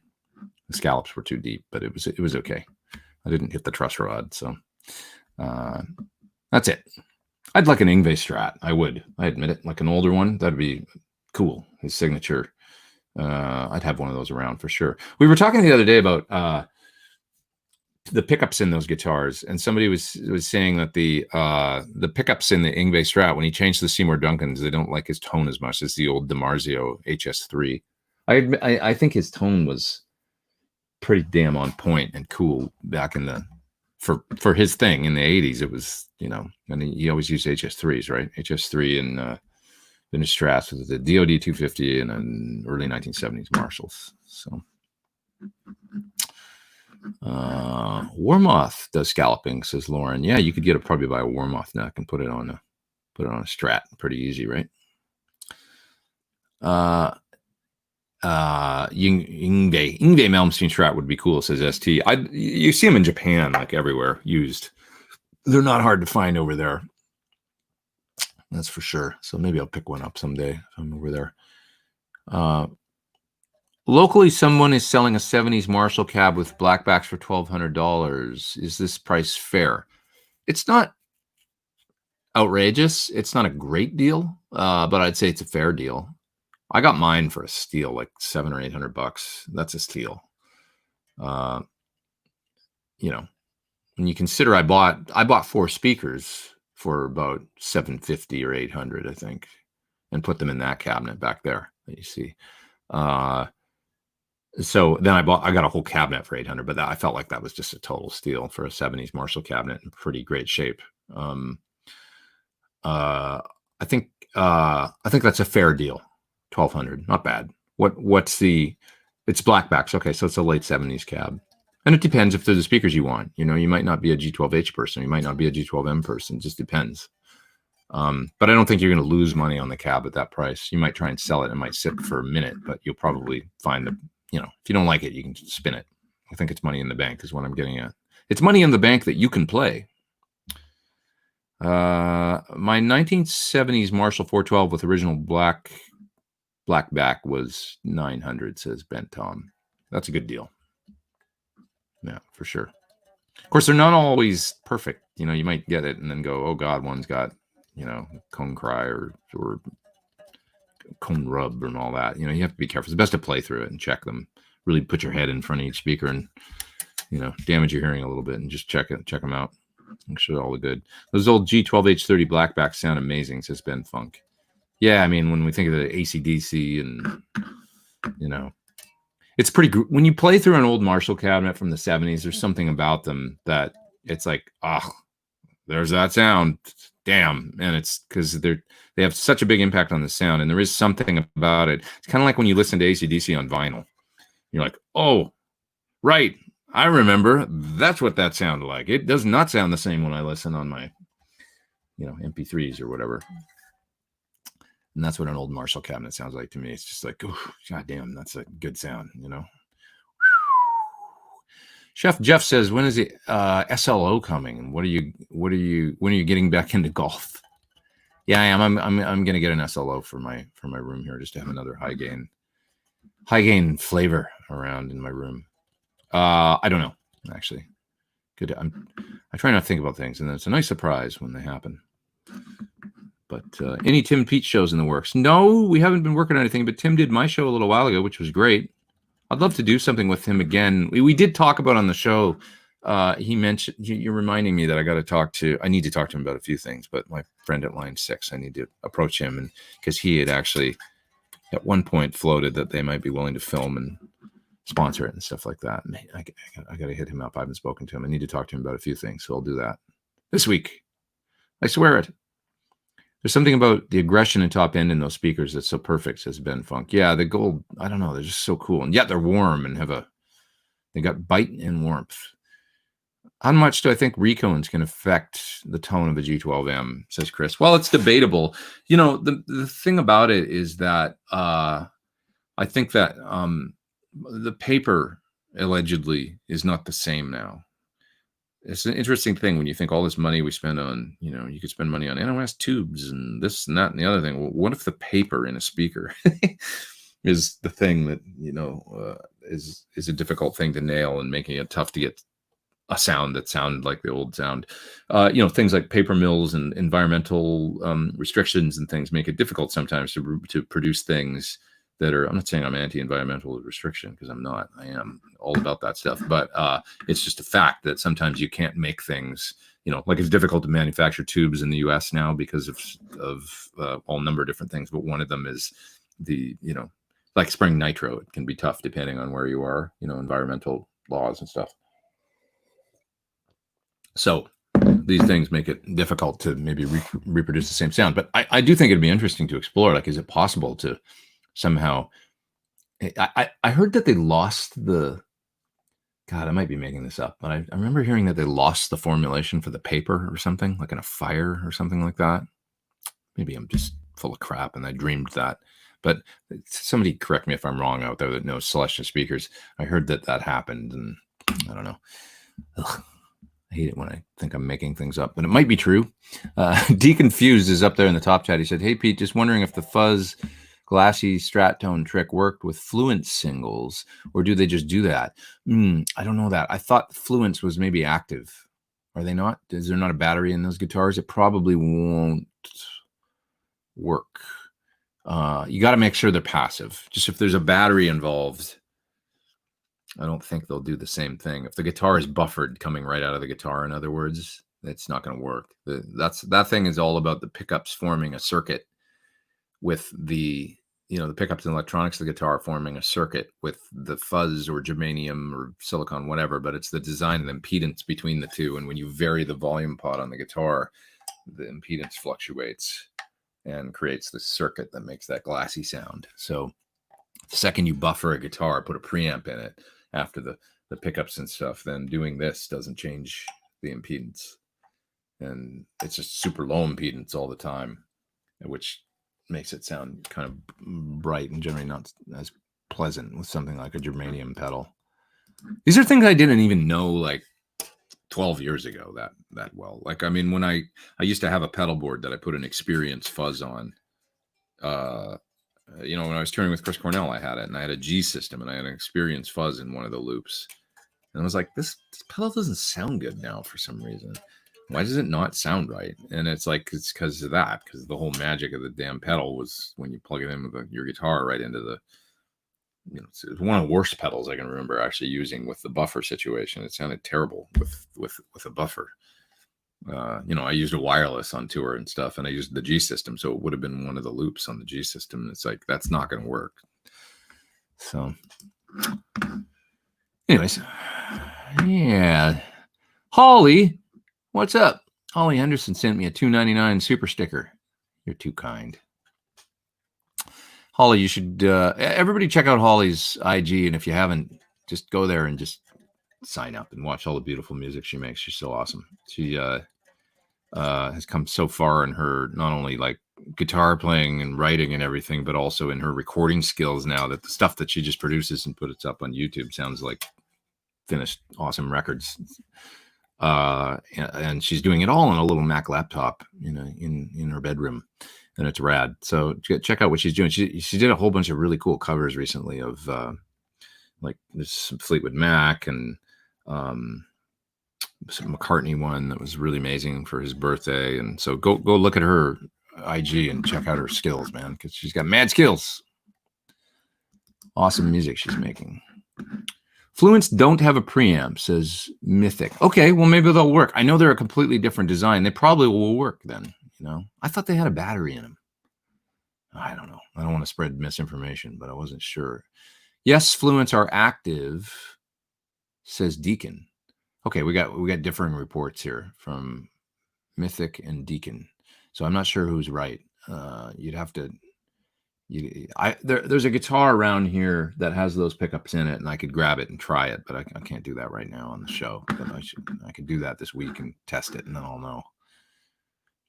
Have you played on Moore pedals? I'm thinking of buying one, says Steve. Not a heck of a lot. A few of them.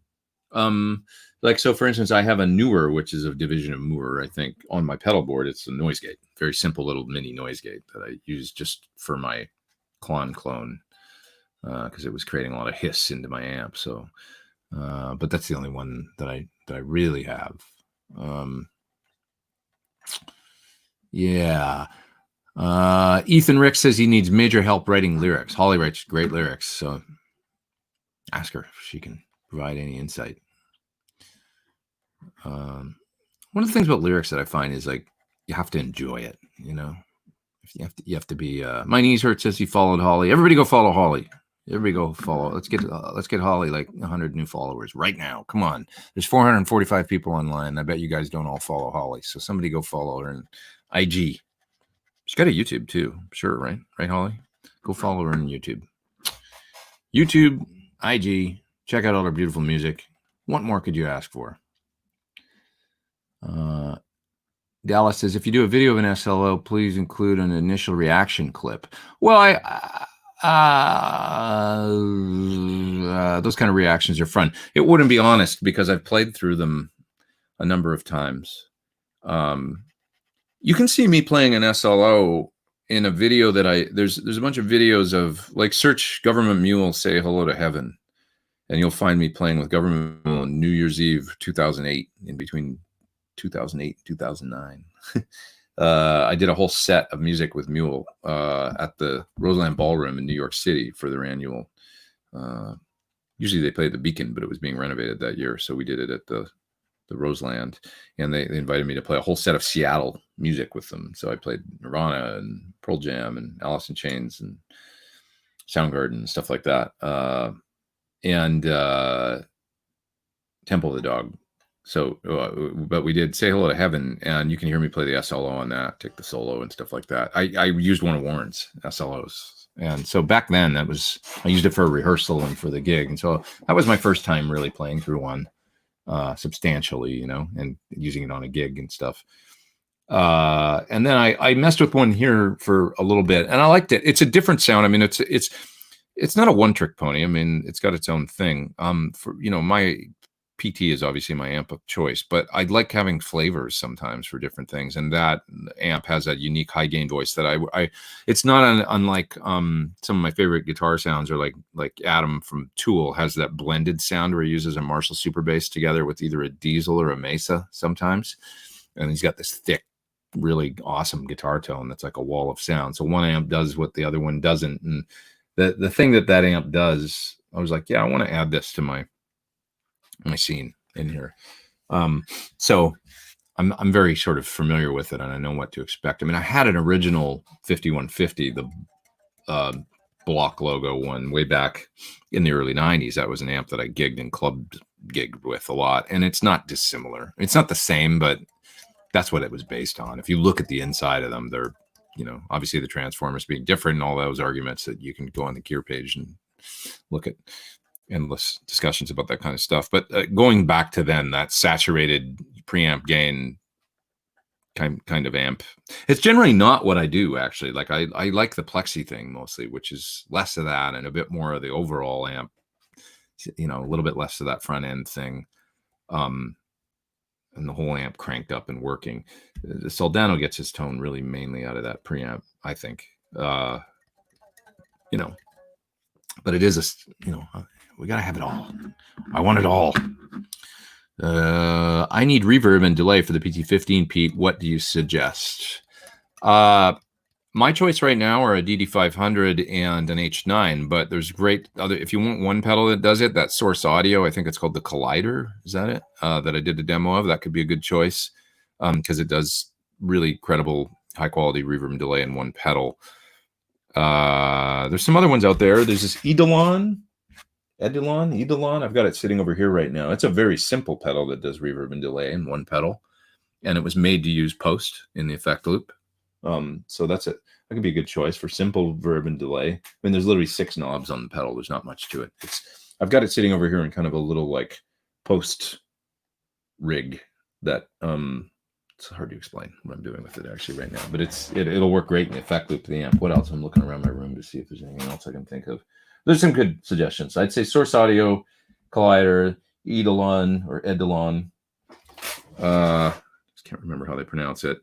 You know, if you want something simple, the something like the El Cap stand from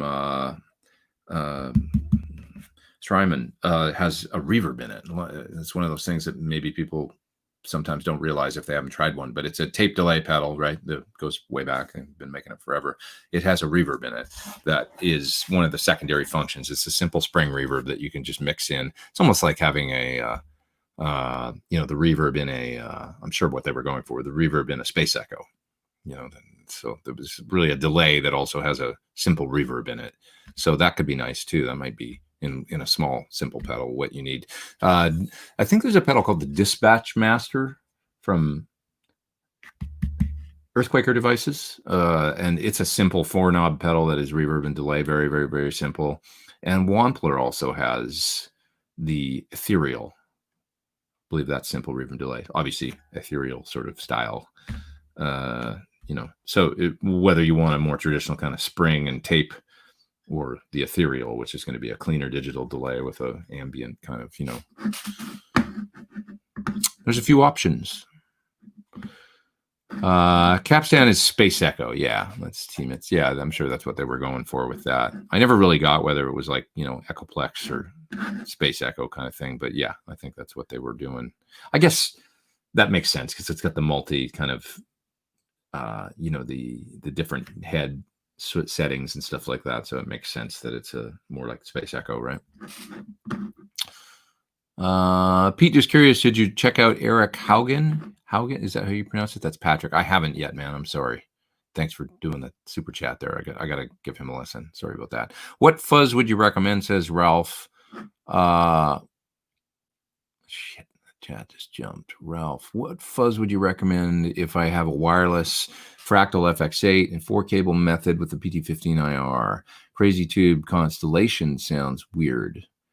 Yeah, the Constellation is, so you tried it? It's a germanium pedal, I think, and it probably wants to not see a buffer.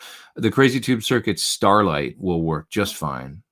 It's not going to do the cleanup thing and all that because it sounds like you're using a buffer, and, you know, with your setup with the FX8 and everything, you're going to want a pedal that works well with a buffer. So a Big Muff style will work. The Starlight will work just beautifully. It'll be a kind of a, the Starlight fuzz has a kind of like an overdrive quality at low gain, a fat distortion at low to mid gain, and then it definitely becomes a fuzz as you turn the gain up, and it's a wonderful sound. Then most people that I've turned that pedal on to get it, and they really dig it. Peter Frampton I mentioned it to him, and he loves it. He got it and put it on his board. Really, really terrific sounding. You know, just kind of, I don't want to say jack of all trades, but it's the fuzz for people that don't get fuzz. That's what I always say. People are like, yeah, fuzz is difficult with my rig, and I don't know if I like fuzz. I get this pedal because it's similar enough to an overdrive or distortion that it can be that tone if you run it at lower gain and sound really cool and kind of familiar. And then it's just a great lead tone into a clean sound as well. Run it into a clean channel, it can be terrific. Now, Suhr, Rufus will work well too. A little bit of a different kind of pedal, but that'll work into with buffers, no problem. Okay, let's see here. Ben Funk says he has an SLO modded Jet City JCA 50H combo as his grab and go amp, but wanted the real thing since I was a teenager. Yeah, the real thing is cool. It's always cool. Ain't nothing like the real thing. Let's see. How much has British rock influenced your style? Well, I mean, The Who was my first. That was my jam. So totally. And I love 90s British. I mean, I'm a, complete like not closet, but like Oasis. And, I love 90s Brit stuff, the Verve and stuff like that. I love that kind of guitar playing too. Johnny Marr, I love, so I'm totally into that. Not as much as I would say the other stuff that I listen to, but it's definitely like It's like I could have gone that route completely, like got a Jaguar and just, you know, gone down that road.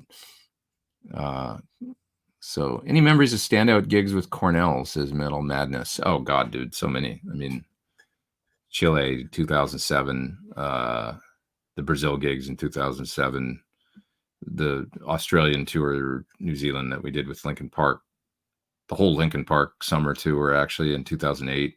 So much fun.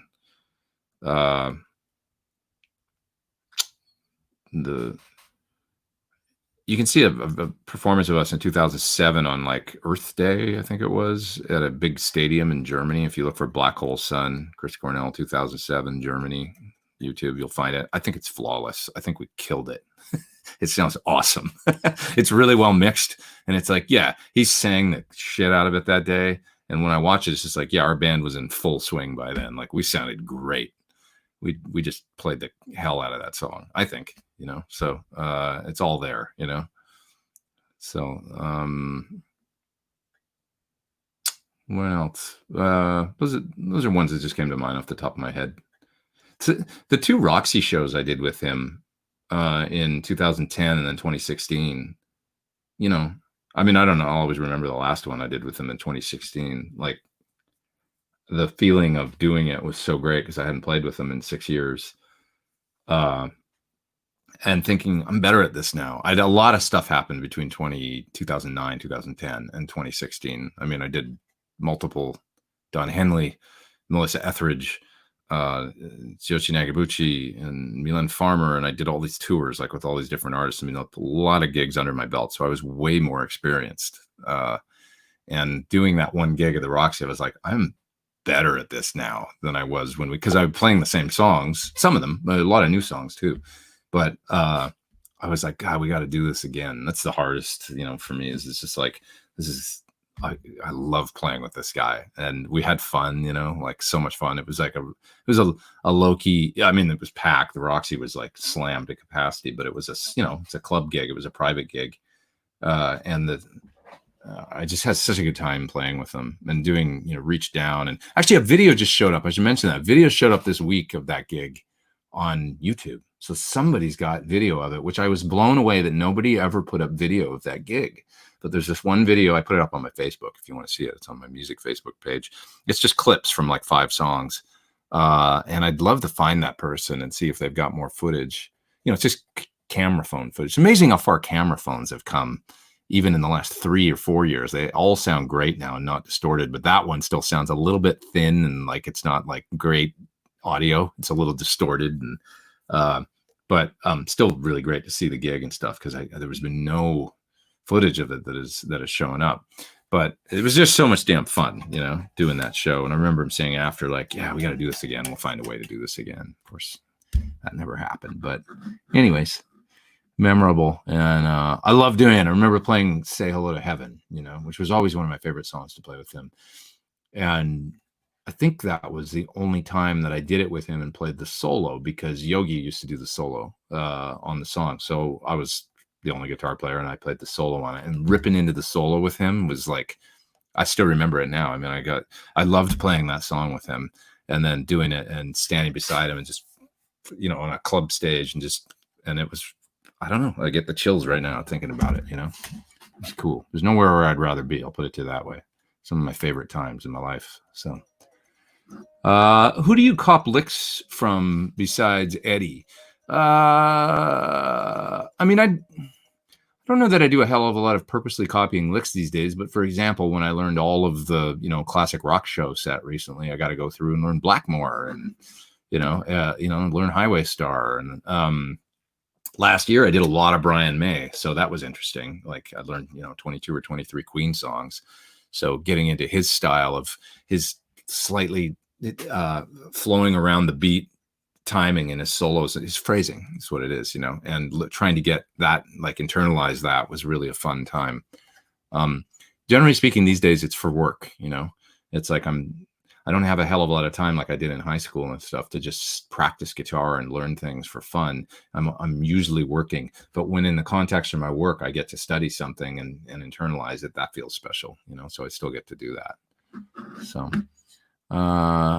Yeah. Let's see. I think out of all the people, Pete, Chris brought out the very best in you, hands down. Steve LeBlanc. Yeah, I mean, it was the most. I'm a rocker, man, so it was like playing that music. Is Are you kidding? You get to play these incredible songs. Uh, it's just like that's what it was. That was my home base, my comfort zone. My like, this is where I want to be. Like playing music with,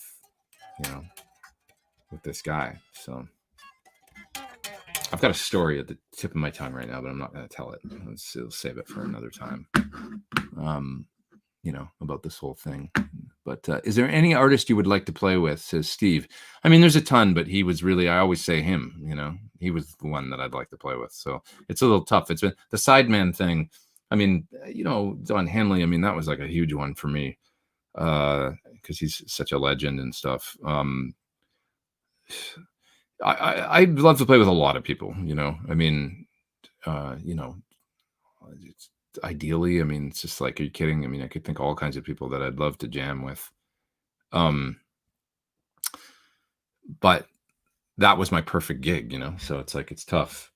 I entertain. I mean, it's weird. It's like, you don't, when you think of Sideman, it's like when you hear about an audition, like, yeah, so-and-so's going out on tour, you want to audition and you're like, can I see myself in that role? And then many times you start listening to the music and get inside it and you go like, oh, I love this. Like, and you sort of become a fan of it, but it seems like odd sometimes otherwise to imagine yourself in a position. I don't know how else to describe it. It's tough. Anyways,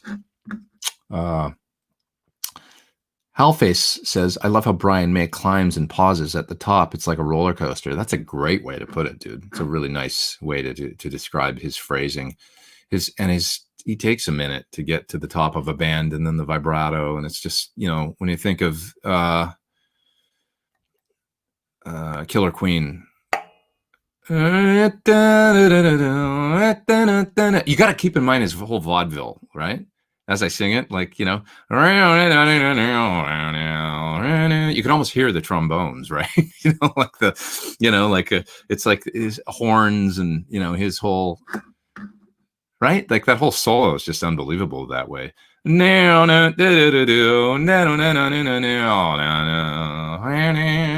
It's like, he was really like a horn player in many ways. So it's wonderful phrasing. But Mike is up there in the super chat. He says, what did you and Chris think of Frampton's Black Hole Sun instrumental? Loved it. Go on YouTube and watch. We did it with him in 2007. First time I met Peter was he came out and jammed, and we got to play Black Hole Sun with him, and we did Whole Lot of Love, and he sat in Slaves and Bulldozers. He played with us too. Super heavy Soundgarden song, and that's in Nashville in 2007. Chris loved Peter, and Peter loved Chris very much. They were, friends and, personally connected and pals. And Peter won a Grammy for that version of it. So, I think there's like 25 or 30 pretty prominent, like professional or whatever you want to call it, covers of Black Hole Sun. There's a lot of that song was covered by so many people, but yeah, no, he really appreciated that version of it. Peter, for those that don't know or are fans, or he's just a lovely guy, like a really, really, really nice person, and I don't know, I really dig that dude. He's like I don't know, he's just if you've ever met him, I mean, he's a riot. He's funny. He's so intelligent. And we went out for lunch maybe a year and a half ago or something. And he's, you forget when you're with him how it is with some folks that he's Peter friggin' Frampton, and the stuff he's seen. And he grew up with Bowie, and we spent lunch. He told me all these stories about growing up with Bowie, and he knew him when he was a kid, and how his eye got damaged, and the color of his his eye and stuff like that, and how that happened, and how it was a fight. There was one of the dads in the neighborhood had taught some of the kids how to box, because he was a fighter, he was a boxer, and so the kids knew how to throw a punch, and Bowie got punched by one of these kids. I think it was over a girl or something, there was no hard feelings because that's like so British, you know. Sometimes stuff comes to blows. I don't know, and so English, right? And Bowie joked about it later and said, "Well, you gave me my original look, you know." And but anyways, Peter, he told me all these great stories about him and how he was in Humble Pie, and then Bowie didn't have a hit for a while, and then he finally, with I don't know what song it was that he finally broke out with, but whether it was like maybe 69 or 70, he finally like landed on the charts, and everybody was like, "Oh, awesome, David's doing good," you know. And then of course David just like, you know, blows up, and it was amazing. So anyways, Phil says, Pete, I'm replacing the original speaker in my deluxe reverb reissue. The original has 8 holes and the new selection has 4. Do I need to drill holes in the speaker or cut off the 4 extra mounts? That's a good question for a tech, man. I wouldn't want to give you the wrong advice. I don't think you need to drill holes in the speaker. I think you just need to mount the 4. But ask somebody that, if John was here, I would ask him. I don't really think that you need, you know, that's a question for an amp tech for sure. But I think that at the resolution of it will be, you can just use the 4 screws in the speaker, and that should be enough. And you don't want to over tighten them too much, or you can bend the speaker, and that's a bad thing. Check out Paul Anka's version of Black Hole Sun off of the album Rock Swing, says Jeffrey. That's cool. Holly says that Bowie and Frampton hung out in Kent. That's where she's from. Okay, what else we got here? And thanks, by the way, for doing the top chat there, Phil. I do appreciate it. What time is it? It's 1:30 almost. It's time to go. I've gone a couple hours, so I'll answer a few more questions and I'm going to split. Get some work done. Keep working on. I've got demos of a distortion here I need to put out tomorrow, technically, so I should really work on that. It's from Venezuela, and as well as the MD 200 that I need to work on. What do I think of George Harrison, Roy Gallagher? Love them both. Terrific, different and awesome. You know, and through learning all that Brian May, I went back and studied some more Roy Gallagher and his tones and his style and stuff, and really became more aware of him last year. So that was really cool. Pete, put the Wilkinson locking saddles on my Music Man Luke. Amazing, says Jeff. Sweet. That's great, man. Great to hear. Yeah, aren't they cool? They solve pretty much 95% of any issues, right? So much more stability. So it's pretty interesting. SS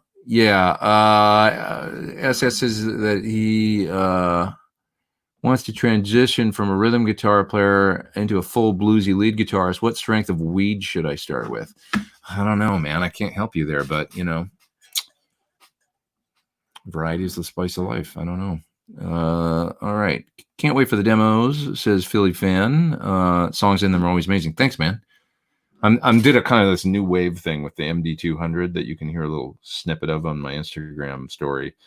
And that's going to segue into a Stony Pink Floyd jam, I think. So that's what's going to happen.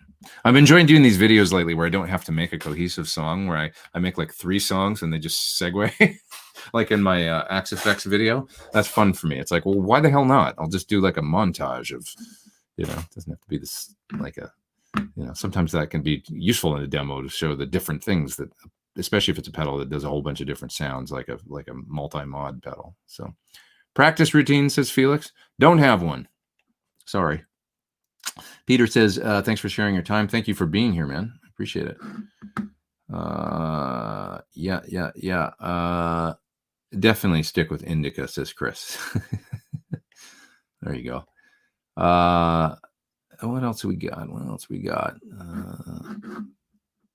What's the scale of the Suhr neck?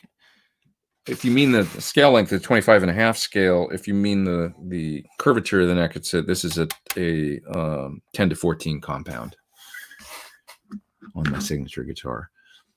One more up there in the top chat. It's Doc I. Recommendations for a new platform for your DAW Superior drummer. I'm torn between a Mac and a PC. Don't really have legacy equipment that would make me reliant on one over the other. I'm never a PC user. Not to say that it's bad. I just haven't been one. So I've been with Mac. To switch to a different thing right now for me, my job is so much centered around new gear and learning curves and stuff that I have enough in my life. I feel like when it comes to, you know, having to learn these new pedals all the time and tones and stuff like that, modeling pedals, it's just like, it's so much of that and not maybe enough just playing music, that one more switch like to a PC or something is something that I just don't even want to contemplate. So the Mac, I'm sticking with Mac. That said, you know, you might want to watch some of Rick Beato's thoughts on that. He's put out videos. He's not a Mac fan these days, I don't think. And so you might want it for a differing opinion. And it's not even that I'm so much let's polish while I talk. It's not even that so much that I'm a huge Mac fan. I just use it because I know how to. It works fine. There's things about my Mac that drive me crazy, but for the most part, this iMac actually that you guys see me on right now has been rock solid and wonderful. I haven't had any, God, knock on something. I haven't had any issues with it.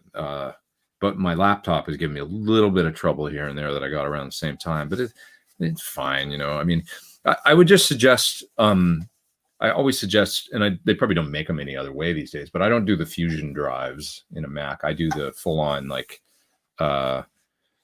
you know, solid-state hard drive, at least 500 gig in my computer, and just go with that. It's a little bit of an upcharge, but that with a fast video card, because I do video editing as well, is kind of the name of the game for me these days. Yeah. On your 63-335, did it play any different after the headstock repair? Only better, really, because I ended up getting the nut fixed, like I show in the video, and then it tuned better, and I enjoyed the guitar more after that. Now it is one of my better, as far as a Gibson style guitar with a 3 on the side headstock, it's one of my best guitars when it comes to being able to get it in tune and staying in tune. You can kind of hear it in that video. I mean, when I play and I do big bends and stuff, it's still in tune, really. You know, after I come back, and it doesn't, you know, a lot of my guitars are Les Pauls and stuff, they'll out of tune after and just constantly tuning, you know, but the 335 is pretty damn consistent. Yeah. Okay. Let's see. Anybody else? Thanks for answering the questions. Yours helpful, says Chris Post. Thanks, man. Appreciate it. SSD drive for the boot drive is kind of a necessity these days. I think that was Bent Tom. Yeah, I agree. You need one. Where do you get good treble booster? That's Yusuf. You could find one probably just any online store or something like that. I mean, some of my favorite treble boosters these days would Analog Man probably has some terrific. I bet the Beano Boost, right? That's a good range master, right?